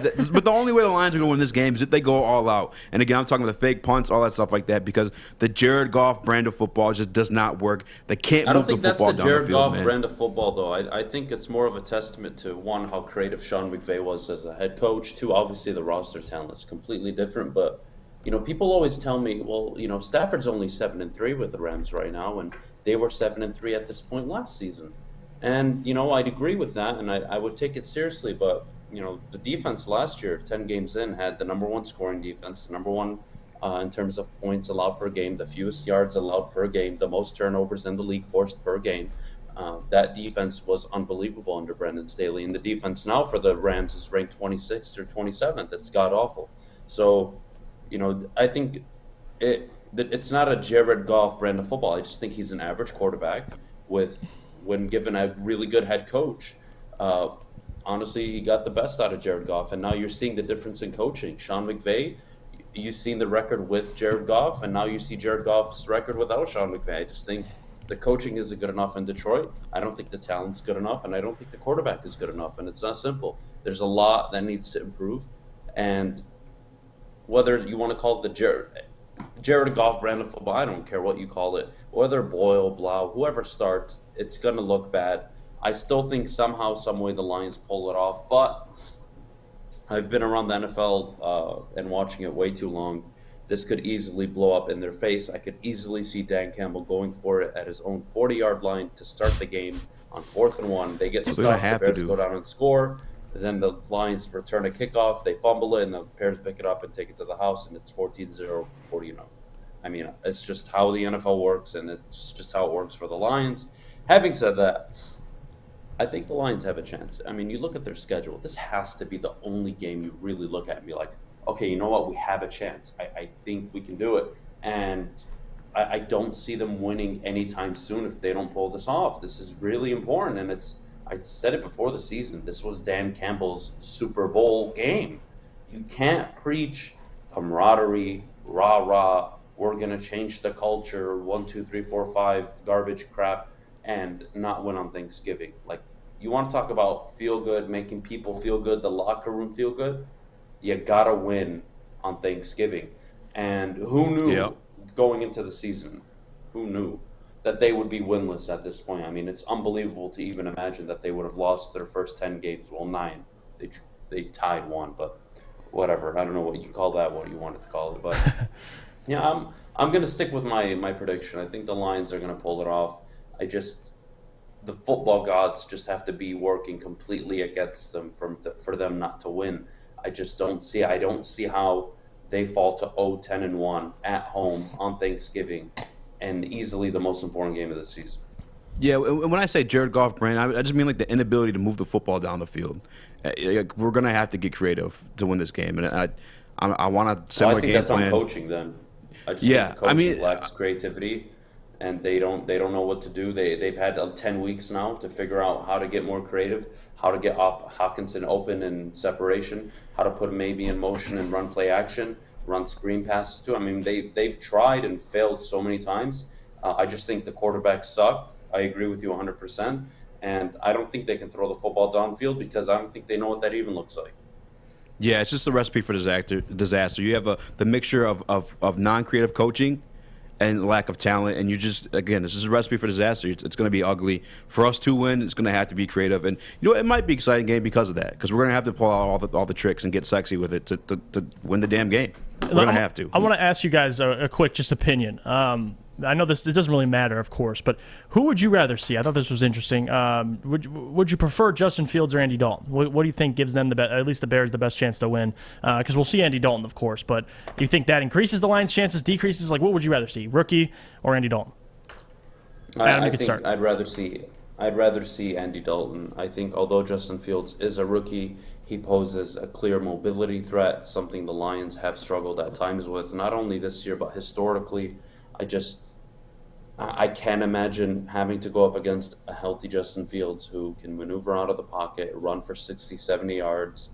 I mean, you just don't want to deal with that. With Andy Dalton, you know what you're getting. They're going to have to run the ball a lot, throw the football, medium comeback routes, dig routes, slants, maybe a few deep shots throughout the game. It's not going to be anything unpredictable. I think if Dalton starts, the Lions hold them to 17 points. I think it's going to be a low-scoring game. What about you, Eazy? Who would you prefer? Like this very moment, I'd rather see Justin Fields, the rookie. Inexperienced. He's a little bit banged up. Obviously, he has the rib issue, and that's the reason why Andy Dalton is starting. If you look at the game back to last week, the Bears didn't score a single touchdown until Andy Dalton got in the game. So I prefer to see Justin Fields. We've seen them at their ugliest with Justin Fields in the game. If you look back at the Browns game, he has moments. It's part of it's him being a rookie. I'm not going to close the book on him and say that he's a bust or not going to be good, because he definitely can. There is that mobility, but right now he's banged up. He isn't experienced. perfect game plan, mix it up with Aaron Glenn and our passing game coordinator and Aubrey Pleasant, and just throwing different stuff at him. I feel like we have a better chance of winning if Justin Fields is in the game. I'd rather see Justin Fields. And then real quick, I need an over-under T.J. Hawkinson, 16.5 yards. What are we doing? 16? 60. 16? What do you mean 60? 60 yards. We can't throw the damn ball. It's an under. You think so? You're going to say, okay, so T.J. Hawkinson not doing nothing really under. this game. Ineffective. Give me under on that right. one. All right. Yeah. I have one important question. Bold prediction. Oh, here he comes. Oh, go ahead. No, you go first. Yeah, you're the betting guy. We got it. All right, bold prediction. T.J. Hawkinson throws for more yards than he receives. Ooh, I like that. I put some money on that. All right, Adam, I have a very important question for you. I'm listening. If the Lions win tomorrow, is it fair that you will be feeling like this? We have a clip. You gotta be fucking kidding me. Not the F word. Come on, Adam. Where the hell did you get that? Was that You know who? Was that Wasim? I'm not telling anybody out. Wasim. Is that how you're going to feel if we win?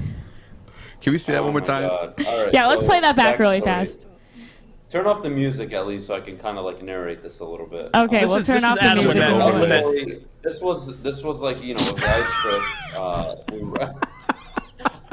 I don't even know how to describe this video. I'm basically dancing, I'm jamming, and I'm like completely owning on ping pong at the same time.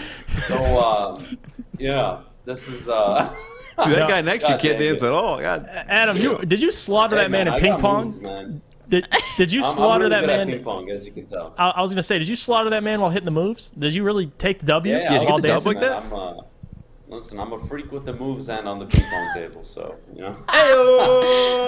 That is great, Adam. I love it. That's Adam when that FanDuel bet slip hits. When he checks the winnings and he sees $1,000 above, he's like doing that dance. Horrible. Like, if the Lions win, that's definitely going on social media. That F-bomb is so deserving. Like, how do you guys play a video like that without consulting me? That is a deserving F-bomb, thoh. I'm in agreement. I had to catch you off guard. My I'm sorry. mind was what I meant. Like, what the F2? Backstory on that video: it was a trip with family, cousins, and the wives and girlfriends at the time, and you know we're in some cabin, I think in Holland. We're playing ping pong. I was jamming out. The Netherlands. And yeah, the rest is history. The rest is history. That's awful. I hate you, Wasim. I hope you see this. I'm gonna put Eazy. I need your help. I need to drop off poop and set it on fire on someone's doorstep. I'll give you that. Wait, why am I your poop guy, bro? Why am I the poop guy? You're the one because you brought up chicken poop and chicken salad, bro. That's Jeff's go-to line. Okay, hold on. That is Jeff's go-to line. No, listen. Actually, that's is your your point. poop guy. Yeah, technically, I am your all right, chicken. Jeff, It's you know the other what to do. one. I'm gonna but- send you an address. Hey, we can do a combo. I'll get it done. We'll get it cracking. I'll get it done for you, All buddy. right, you guys. Well, while they figure out their Does poop roast serve situation, corn? we have to go to break, and that means Eazy needs to tell us about where we will be coming next week for our event at the Foaling Warehouse. The Foaling Warehouse in Hamtramck, the original home of Foaling. I've been there with Stick. Let me tell you guys, our company party, we just found out it's free drinks. At least I just found out. Drake almost invited everyone to it, but unfortunately it's just us there. You guys can still be there that same night. Come hang out with us. We'll be there. I think it was December, what day? Tuesday? Next Tuesday? We're there next Tuesday, and we're going to be getting lit. We're going to be putting poo in bags and dropping it off to my man Hasim. So make sure you guys bring some corn. Check us out at the Foaling Warehouse. It's over in Hamtramck. $10, unlimited play. Bring your own drinks. Bring your own food. It's basically going to be like a big house party, and you guys can make it like that every single weekend. Head over to Foaling Warehouse in Hamtramck, the original home of Foaling. Okay, you thirsty little spin goblins. I want you to pedal into the next dimension. Spin it! Spin! Spin! Uh-oh! Carmen's falling behind. Let's give her the hiss of shame. Spin! Spin! Spin till you bleed! Don't ride the bike of shame. Come to Planet Fitness and find your own lane with tons of equipment, free fitness training, and no hissing. Join today for just $10 a month. Woodward Sports. Missed part of the show today? Watch again on YouTube or download the podcast anywhere you listen to podcasts. Welcome back, everyone, to the Morning Woodward Show. The CFP rankings are here. Yes, the College Football Playoff Selection Committee has released their rankings. Here we go. No surprise, at number 1, we've got the undefeated Georgia. At number 2, the Ohio State jumps Bama for number 2. Bama is at 3. Cincinnati at 4. I'm sure Adam loves that. Michigan at 5. The Notre Dame Fighting Irish at 6. Then it goes Oklahoma State, Baylor, Ole Miss, Oklahoma at 10. Both Oregon and Michigan State have fallen out of the top 10, sitting right outside at 11 and 12. Guys, your reaction to this playoff selection committee's list? Adam, we'll get your opinion. I know you're very passionate about this. So yeah, he's fired up. Yeah, look, I watched it last night, and yesterday I pitched the idea that Michigan should be 4 because I think it's very important to set up Ohio State in a position where they could find their way back in. But I still think Michigan at 5 still applies the same logic. I don't think Notre Dame gets in that with any scenario. Sorry, Kennedy. They got it right. Georgia 1, Ohio State 2. I'm more than okay with that. That is perfect. Number 3, Alabama. 4, Cincinnati. Look, Cincinnati's been outside the top 4 all season. It was time to put them in. I'm not going to be opposed to it, although I think their schedule is absolutely pathetic. That's for another time. Right now, going into the weekend, the number 2 team will be visiting the number 5 ranked team in the nation on Saturday. It's going to be probably the biggest game of the year. They call it the game for a reason. I'm excited for it. I'm going to the game, actually. But more important than that, I want people to understand where I'm coming from. I think if Michigan wins and they go on to win the Big Ten title, that Ohio State should not get punished for 2, I would consider very, very qualified losses. And I think they should get in the event that Alabama falls out, given that they lose to Georgia or they lose to Auburn.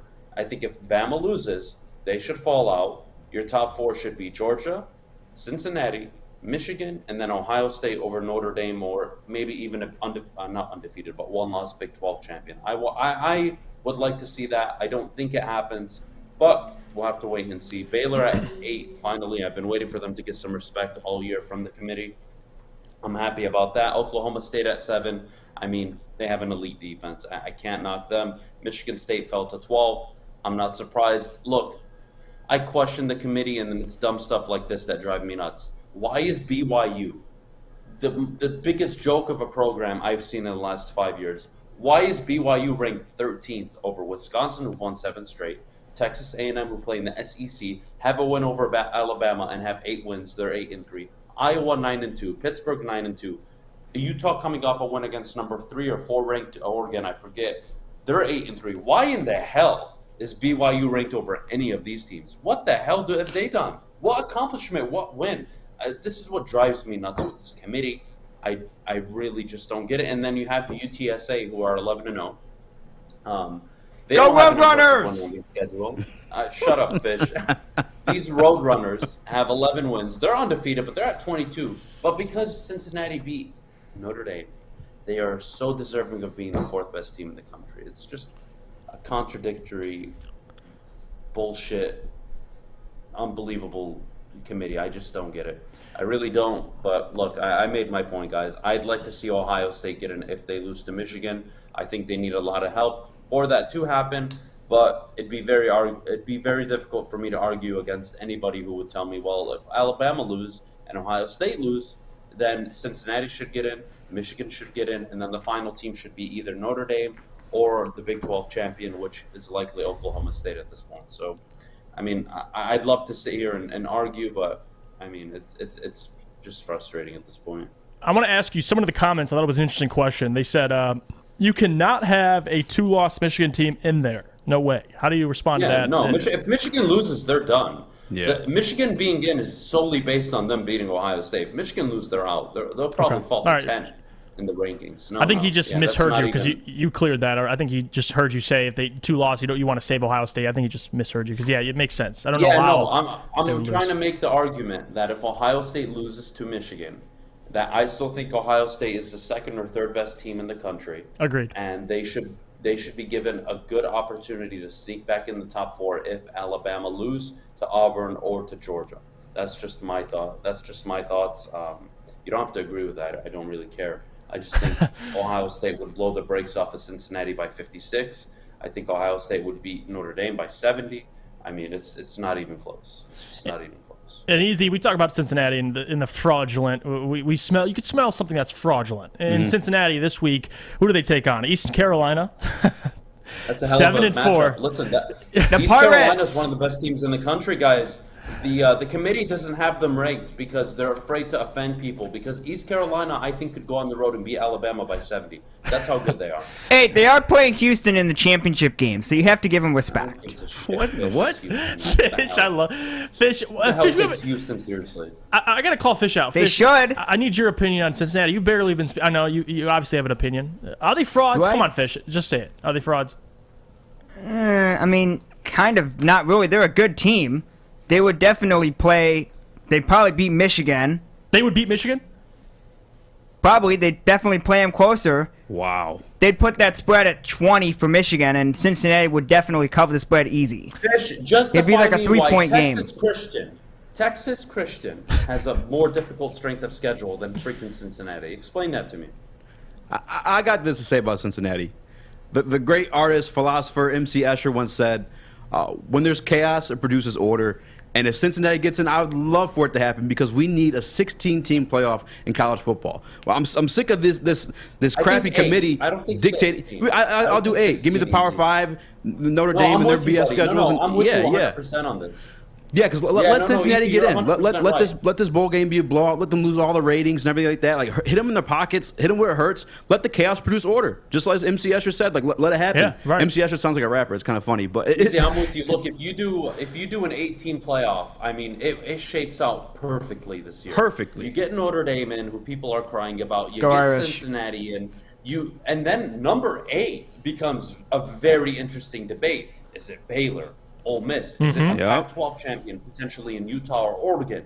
Is it Michigan State probably? Do they move back up after a win with Penn State? I mean, it really – then it becomes good, but it clears up this, this team shouldn't get in, should they? Exactly. I mean, look, I really like it because it sets up the scenario. You can get two – I don't know. Look, I mean, right now the matchup would be Georgia versus Baylor, Ohio State versus Oklahoma State. You'd get Bama, Notre Dame. Get some good games, man. That would be amazing. And then Cincinnati, Michigan. That would prove if Cincinnati's worth anything. I really like the 18 playoff expansion. I think it's coming easy. I think it's, if it's not next year, the year after, or the year after that for sure. It's got to happen. There's too much money involved. They're going to do it.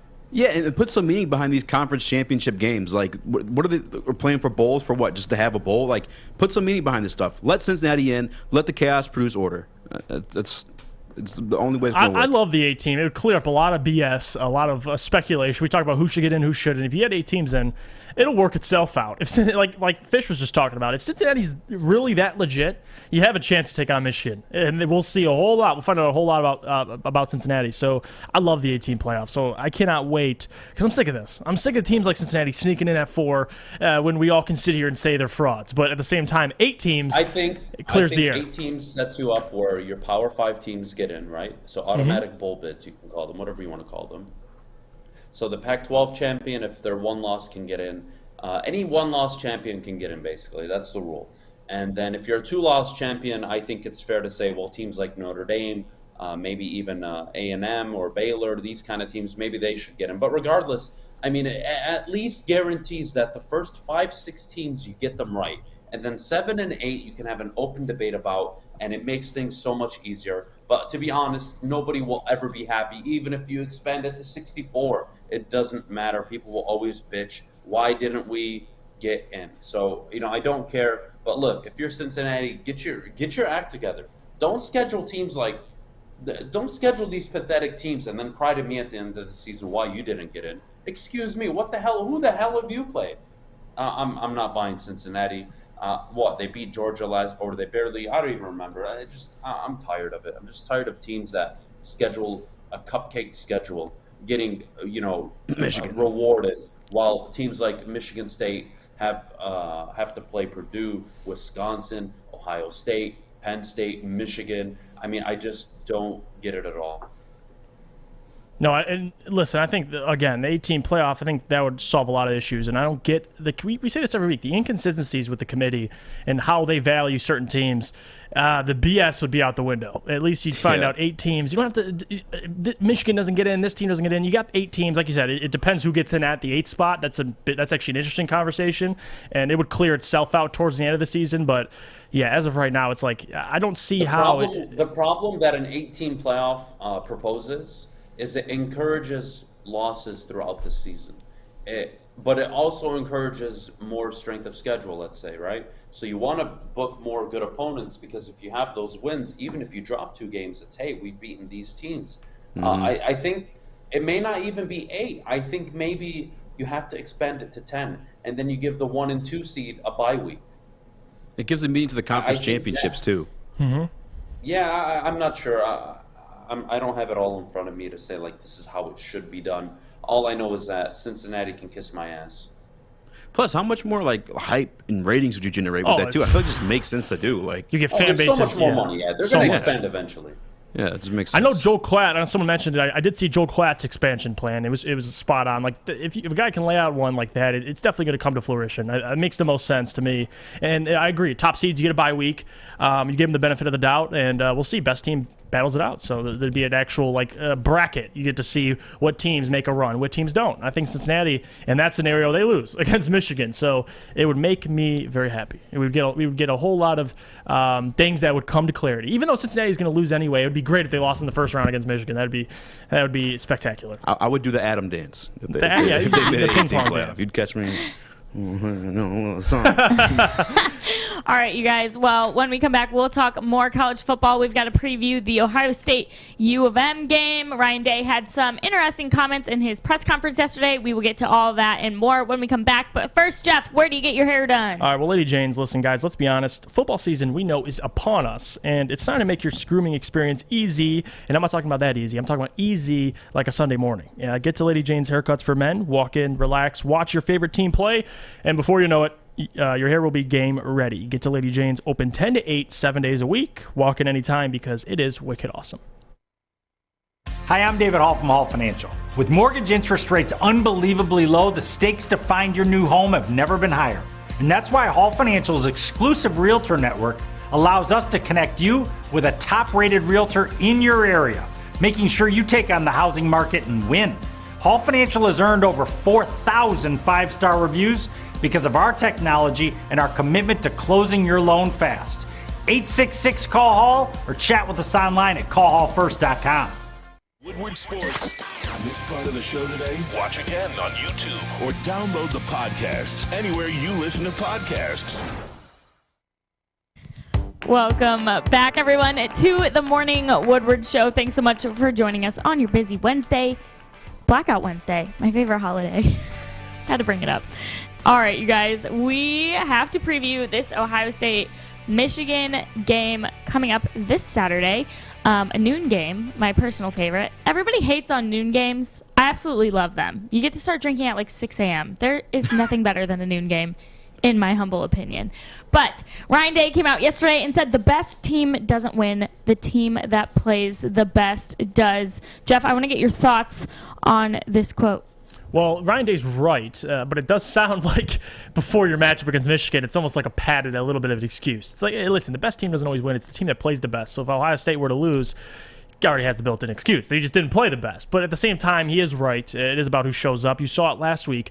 I mean, State didn't even show up. They left. They sent someone in for them. They didn't even show up to the event. Ohio State absolutely mopped the floor with them. So he has a point. This week, I think it's going to be big. And I'm looking at the defensive side of the ball for Michigan because they're allowing this year 16 points a game, which is the lowest in the Big Ten. Ohio State is allowing around 20. So they've been in more of a shootout fashion. They've been winning a lot of their games in that fashion.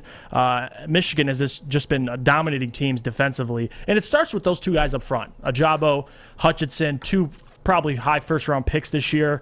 It's going to really, me and Adam talked about this before, it's can you force turnovers? And what does your defense look like in the red zone?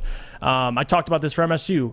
Can you keep them out of the end zone? And they couldn't. Through the air, C.J. Stroud, I think he had more touchdowns and incompletions in the first half. Michigan's already knows the formula they cannot replicate, and it's last week. They watched the film.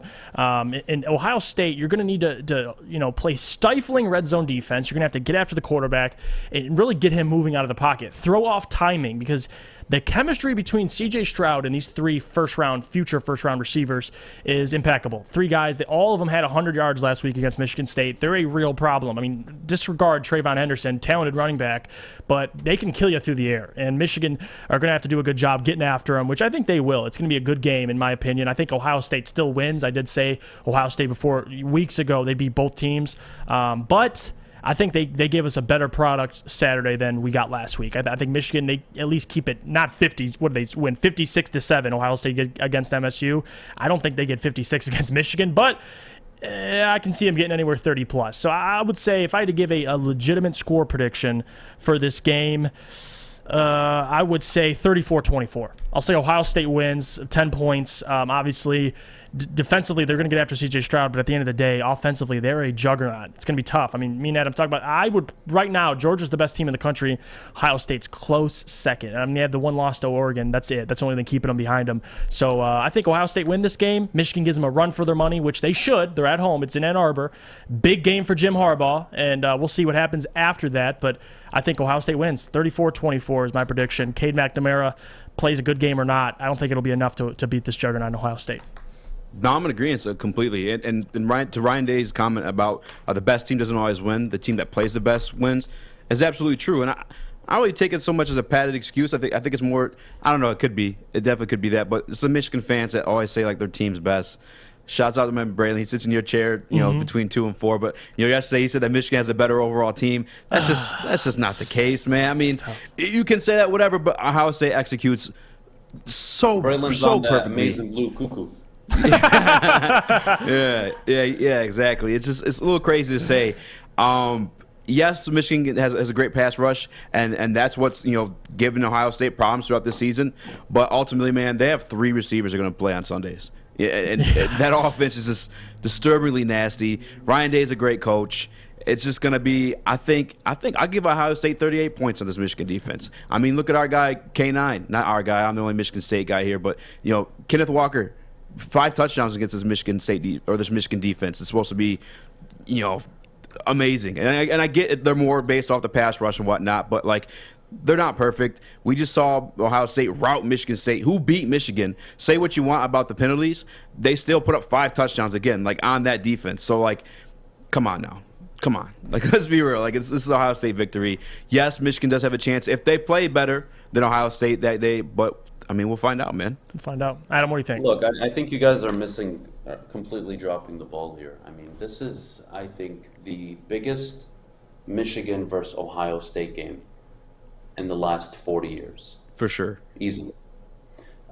This is a huge game. Jim, if it's not win, if not now, win, honestly, for Jim Harbaugh and Michigan.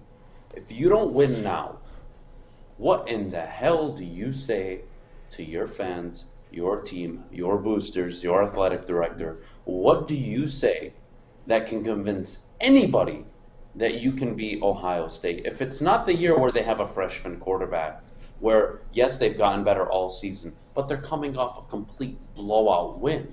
I mean, all it takes is Michigan to come out early on, force a stop, get some points on the board, and you don't know what happens after that. I am going to take a very minority route this game. I think it finally happens.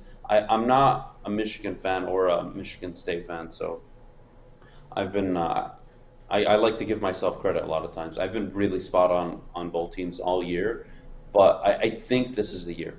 And I think this is the year not only because they have the pass rush, they have the defense, but I just think, damn it, the stars need to align eventually. You can't go this long without beating Ohio State. I think Michigan get the job done. I'm going to take them in a thrilling game. I would say probably one of the greatest games you'll ever witness. I'm going to take Michigan to win 37-34.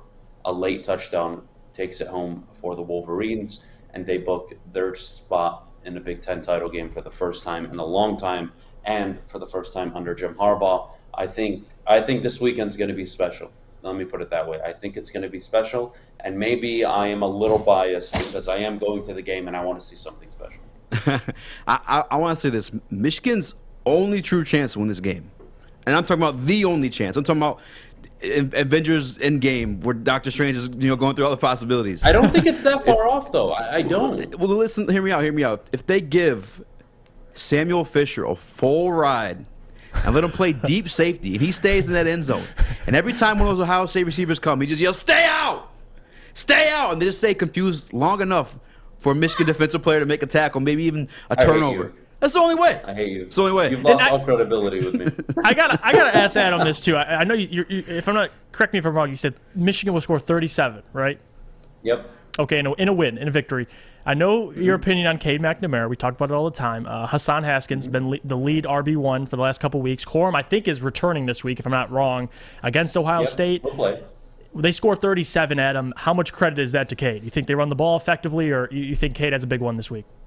I think they do what Michigan State failed to do, and that's really put together a drive early on in the first quarter. I think you got to put together a 10, 11-play drive, keep C.J. Stroud off the field. But the true key to victory will be, one, they can get a pass rush going, and two, can you win the turnover battle? And if Michigan can force 2-3 turnovers, they are going to win this football game. I just see it. Look, I've called narrative games all my life now doing this show. I mean, I've been around the block. I've seen games unfold. This could easily be Ohio State winning 72-13. God knows. Let's go. But having said that, I just can't imagine a world I live in where it's 7 years now under Jim Harbaugh. It's the best team he's ever fielded.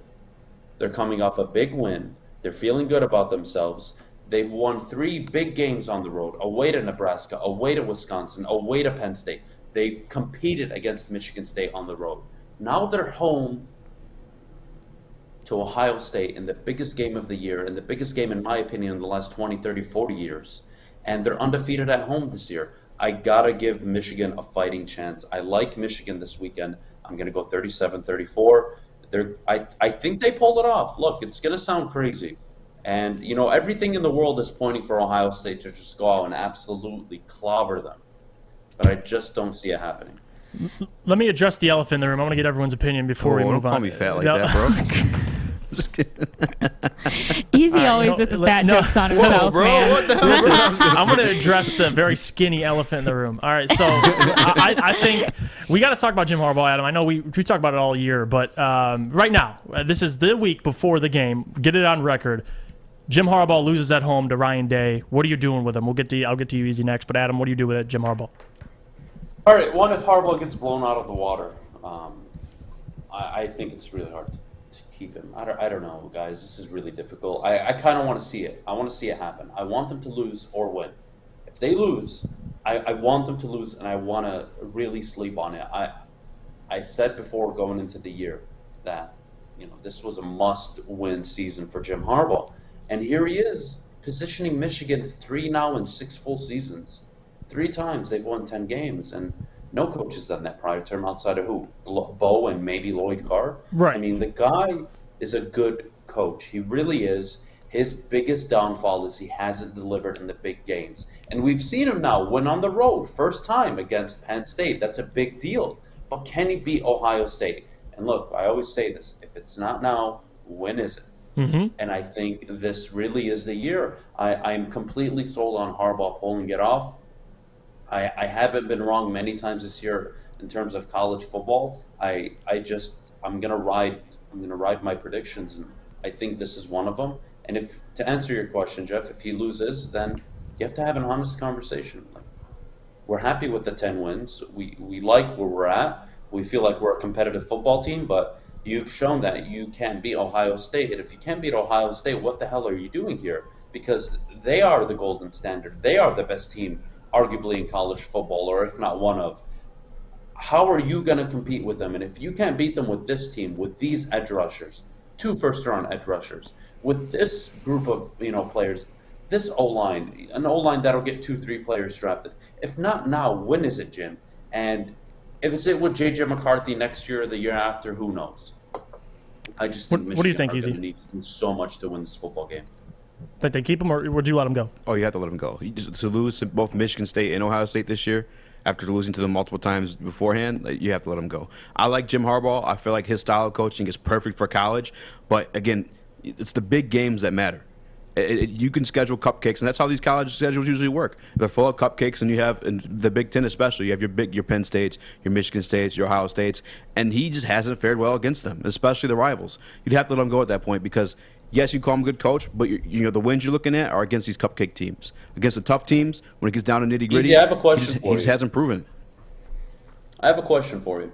So it's very easy to say that Harbaugh hasn't proven, and I completely agree. I don't think anybody can argue. He hasn't beaten State. He hasn't beaten Penn State. He hasn't beaten Ohio State, at least on a consistent level.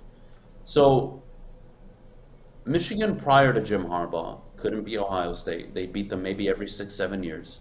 They were basically even dominated the early 2000s under Lloyd Carr against Michigan State, and Penn State was never really a powerhouse after Paterno, and then Franklin took over, and then they became very good. So I just don't.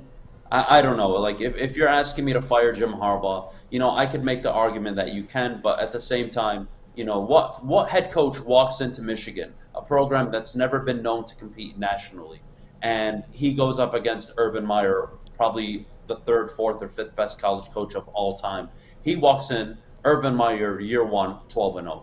Urban Meyer, year 2, national champion. Urban Meyer, year 3, college football playoff. Urban Meyer, year 4, college football playoff. I mean, that is just impossible to play against. And look, that's not an excuse for Harbaugh, but it is a reality. I'll tell you this, D'Antoni did it with less of a brand than Michigan and Michigan State. D'Antonio did it without winning. Yes, D'Antonio did it. And, you can make that argument, but they were very inconsistent. It was an anomaly year. And the year that the last time Michigan beat Ohio State, I want to say was 6-6. So State ran the table. I just think there's a clear difference right now in recruiting, and that is on Harbaugh. But my question to you guys would be, if you want to get rid of Harbaugh, I can get behind the train if they lose on Saturday. I can acknowledge and support it. But who are you bringing in that can, one, recruit at his level, bring that national cachet? Because remember, Michigan prior to Harbaugh, they were nothing.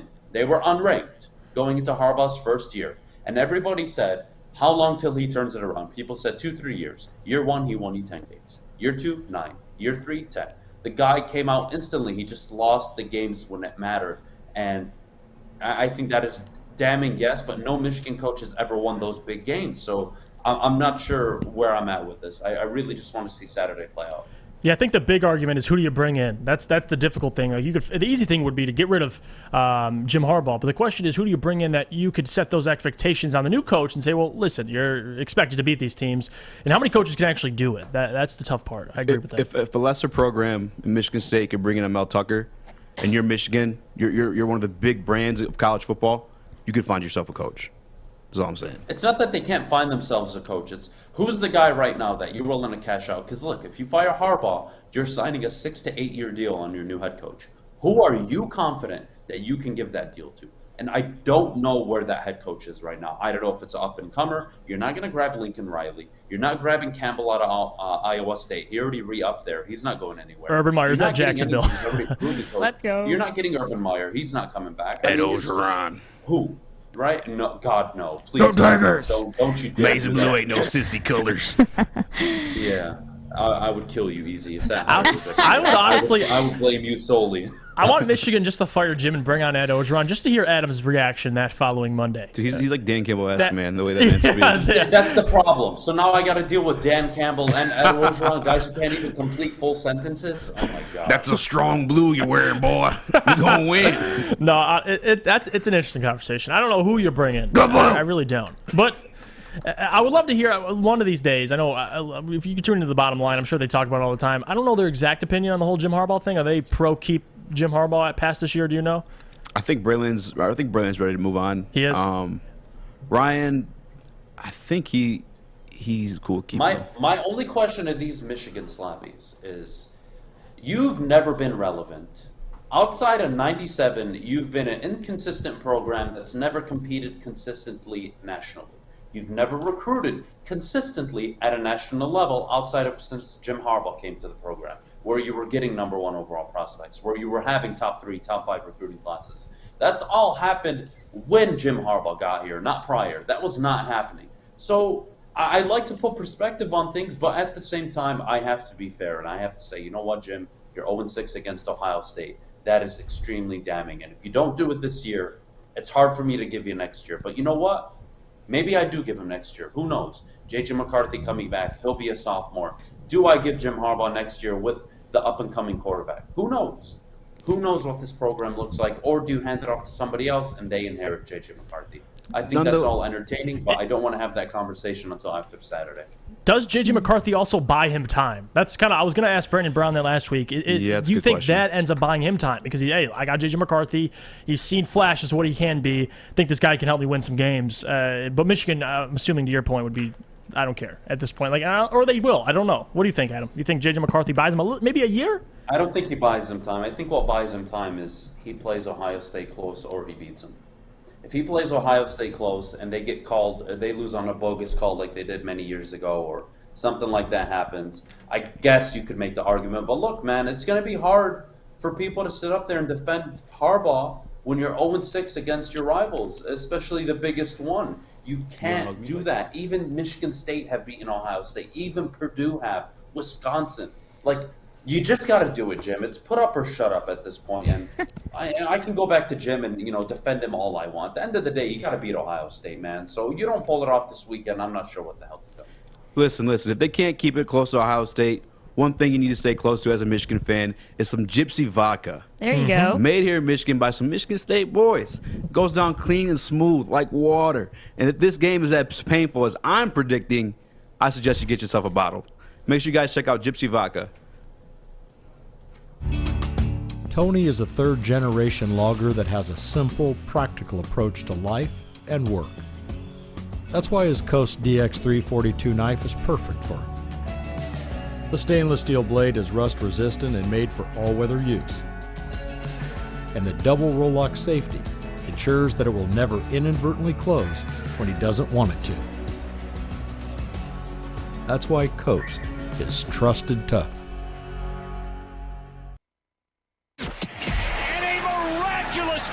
Follow us everywhere. Just search Woodward Sports on YouTube, Facebook, Twitter, Twitch, IG, and more.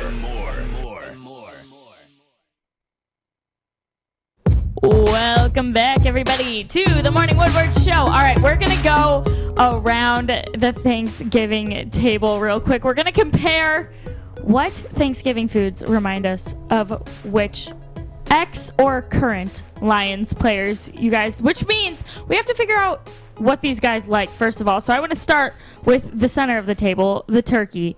I personally don't like turkey. Where are you guys standing at turkey, and which players remind you of turkey? Turkey's just dry. Right? It's a dry. You don't know how to cook it, damn it. Hey, you chill out. I don't like turkey. Turkey's dry. It's usually better the next day on a sandwich, kind of like all Lions players are. They're not good here, but when they go somewhere else, they're miraculously Super Bowl winning players. So, who's a turkey on the Lions? This is what I'm thinking for turkey. Someone that's, bland but thinks they're, the star. You know what I mean? Taylor Decker. Ooh. That's what I was going to say, Adam. We're on the same page. I'm going Decker. Taylor Decker. I'll say turkey, although I just think you guys don't know what I'll say Eric Ebron. I think Ebron, you know what? He did kind of think he was, you know what Ebron reminds me? He's that turkey is like this. He's a turkey. It's good. It gets cold. It can be bad. But at the same time, Ebron, he here goes a and little there, higher it than can be okay. The dark meat with a little bit of fat on it's not that bad. Ebron might get you, a couple Shut catches up. free. You're a tofu eater. Hey, you can't talk. You eat tofu. Shut the hell up. I've only been vegan for 3 years. I know what turkey's for like. not eating turkey and saying it's dry. I just think you don't know how to cook it. You guys are absolutely pissing me off. Turkey dry as hell. The day before Thanksgiving, you guys are talking crap about turkey. Shame on you. All right, this next one I absolutely can't stand, but we'll go on what you guys think. Cranberry. gross, right? Bro, why is that a thing? Right. Who's like, hey, let's pack this It's into tart, a can. it's nasty, Make it it look like looks- Jello. You know Like, what cranberry would be to me in terms of a player? It's something from the outside it looks sweet. Yeah. And then when you Children, actually try it, you millennials can all step outside, go stand outside of Woodward, and just get ran over. You like Shameful cranberry? People. Yeah, You we're have never disgusting had human. homemade cranberry sauce. You guys No, should I all get go that to hell. canned BS. Okay, No, this yeah, is just okay. get If the homemade You've never had it. exists, Homemade, well done. You guys are awful. My parents don't love me enough. I would never invite you over for Thanksgiving dinner. F all. blame my grandma. She doesn't make a homemade. Okay. homemade cranberry is like Jared Goff with a good team around him. It's good, but is it good, or is it just because in the circumstances? No, he's it's under? damn good, you jackass. You're right. It's only good if you make it. Like, Make it yeah. is it? Thanksgiving Day products. You pieces of. You All know right. what? Adam, then what to you? Who is to you cranberry? Barry Sanders is the cranberry Wow! sauce. Get the come on. That's disrespectful, bro. Electric. What? He's the pumpkin pie, There's man. 3 non-cranberry people up here. You call Barry Sanders cranberry sauce. It's everything mixed. You guys are awful human beings. What about the pumpkin pie? Can we get some? Go into the pie. Who's the pie? The pie The is. pumpkin pie can be Sean Rogers. I mean, the guy was, fat. He was a great. Why you gotta make it hilarious? Hold on. You gotta pull. Okay, hold on. My pumpkin pie has got to go to Jamal Williams. He's just a little pie. Love him. TJ Hawks is my pumpkin Jamal pie. Williams is the uncle at the dinner table who doesn't shut the hell up. That's who Jamal Williams is. I love him. You have to. Someone said Barry Cranders. No, but listen. In terms of the pie, I would say right now it's TJ Hawkins. He's the only pie we have. Yeah. But I'll say Kelvin or so Barry. sad. I'll use your comparison for the stupid cranberry sauce for the pie. All right, Barry is my pie, my pumpkin pie. You get a little whipped cream on it. It's fun. It's great to all eat. 3 of you. I'm inviting Jeff, Eazy, Kennedy Fish, and Alex Westfall next year to my house for Thanksgiving, and I'm going to show you guys what the hell a real dinner looks like. Because you guys are clearly just you guys have been mistreated all your lives. Well, Get yeah. that DiGiorno pizza ready. I'm warning. We make bad You grew food. up in the streets. There's no way. There's no way. Hey, Or your Jenna- parents just don't know how to cook. Jenna in the chat said cranberry is Stalin. Adam, she quoted Adam. Damn right it is. Who is Stalin, Adam, out of all these foods? We need something. What do you hate? Or Stalin? Who do you hate? Stalin is let's see. Stalin is the mushroom gravy that you put on top of your mashed potatoes. And Oh my gosh, Yeah. I hate you. All right, yeah, let's Adam, move what is your on. Thanksgiving like, bro? Bro, you eating No, just my Thanksgiving is lit. We got It's whole lit. chicken. goat? We got turkeys. We've got rice with meat. We've got Oh, I like that. you I name like it. that. Garlic across the table, mashed I love potatoes, garlic. corn, cranberry sauce. You name it. If you we have all got that, it. then why are you eating Great turkey and cranberry sauce? God damn it, because we're fat. Easy. What the hell's wrong with you? We got like 40 people to feed. If I turn around my screen right now, you'll see my house. It's set up to host like 30, 40 people right now. We got fat people in my family. That's where the fat jokes come from. Let's move on. My favorite side, the mashed potatoes. Who's your mashed potatoes, Easy? You don't like mashed potatoes, Jeff? No, well, I like mashed potatoes, but like when you hear mashed potatoes, It like, doesn't sound appetizing. I get you. They're not the greatest, but they're reliable. Like they're always Right. just there, and then you always just like Swift. can eat them. So I would probably say, so a little bit more spicy than mashed potatoes. I'd probably say Golden Tate. Yeah, you know Probably what? mashed Alright. potatoes. He's just reliable. He's just Yeah. there.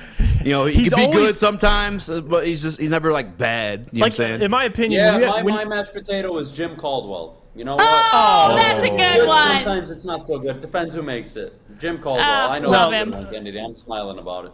well, I'm going against my mashed Yeah, potato. see, don't forget the mac and cheese. You guys are Yeah, I was horrible. gonna say, someone I don't better say know mac who and the hell cheese. you've had Thanksgiving with for the last 10, 15, 20 years of your lives. We But I'm don't telling do- you, you've never experienced a Thanksgiving until you come over my family's house. All right, we're doing Thanksgiving next All right, year. we're doing it.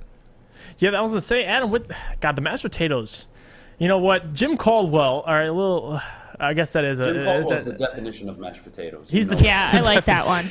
I would say gold. I like the Golden Tate one, but Those are Jim both good. Caldwell is just more enticing. But you know what, Golden Tate. I'm not gonna do Jim dirty like that. But I do get what you're saying. I'll do Jim dirty 7 days of the week. I emailed him. He never responded to me yet. You would. Let me be your passing coordinator. Jim might be reaching out. All right, I'm moving on to my favorite part of Thanksgiving, the green bean casserole. I know that this is I see your guys' faces. I know, but it's my favorite. It's the star. You put the French's crispy onions on top. Tofu eater. And it's my Darius Slay. It's fantastic. Don't disrespect Darius like that. Come He's on. my green bean casserole. No. It's my favorite. He's not everyone's cup of tea, but he's mine. So he's my green bean casserole. I'd rather have pea in my mouth than eat green bean casserole. Oh my god. You are absurd. I was to say, I got a visual of that one. I would you know who my green bean casserole is? It's Ryan Santoso. I would rather have Ryan Santoso kick me in the balls with his crap leg than eat any of that green bean casserole. He's my green bean casserole. Well, that's a good Ugly, thing because he probably bad. didn't hit you in the balls, buddy. Green bean True. casserole. He might miss. He might miss. You love it, you hate it. Matthew Stafford. That's my Love green bean it. casserole. Yeah, that's a good one. You All guys right, are moving damn green on bean. to the rolls. A good dinner roll. Everyone likes them. You can't pass on a roll. Why we? It's such a waste. Why do we eat bread when there's all this other good stuff? I gotta eat it. I'm Hey, gonna hey, go. hey! Oh, hey, man. Hey, how much do you weigh? What are you talking shit about bread? Bread is one of the most essential products you. on the dinner table at So- Thanksgiving. Why? It's such a waste. It's just filling. Listen, as Bread a is professional fat guy, essential. if you want to eat good, skip the bread and eat the good stuff. No, if you bread wanna is eat just- good, it's you put bread. everything It's on the the bread. same You thing put every the time. mashed potatoes on bread. Yes. You put the mac and cheese Yes, on bread. I mix my Hell, bread you on put everything. the turkey on the bread. And that's why Jack Fox is my dinner roll. He is reliable. He's always good. I can just throw him in anywhere. He's going to be fine. Jack Fox, dinner roll. Yeah, I I like say Jack Jack Fox or for the dinner. Hanson or Prater. That's fair. I feel To me, so the bad bread for you guys. I just can't sits believe- there. The bread just sits on my plate. It just minds its own business. Doesn't get touched. Doesn't get acknowledged. I would have to. You know what? That's a tough one. I'll say Jeff Okuda. You don't know he's there. You really don't know he's there, Ooh, but that's he's a good- there. I like that You know what I one. mean? Like my bread just sits there. Don't really notice. No plays being made to notice he's there. plays being That's my made. bread. Just sitting there minding his business. All right, we got to move on to another Thanksgiving essential. Some like it, some hate it. I personally like it. Stuffing. Who is your stuffing? I like stuffing, so I'm gonna have to go. It's gonna be a good player. I mean, something that I Yeah. like at least. No Jeff Okuda insults. I'll go. The stuffing I would say is DeAndre Swift. All right, to me on this team at least. You know what? Why not? The guy stuffing's the added bonus. It's the finesse. I got my stuffing along with my turkey and everything else. It's a good side. DeAndre, they need him. So you know what? Let me guess. I'm going with Eazy Swift. doesn't like stuffing. It's disrespectful to DeAndre Swift. Stuffing, just because it's so fitting, the Dominican Sue. I like that. Stuffing that into your line. take that. Stuffing the run. Almost said a word I wasn't allowed to say.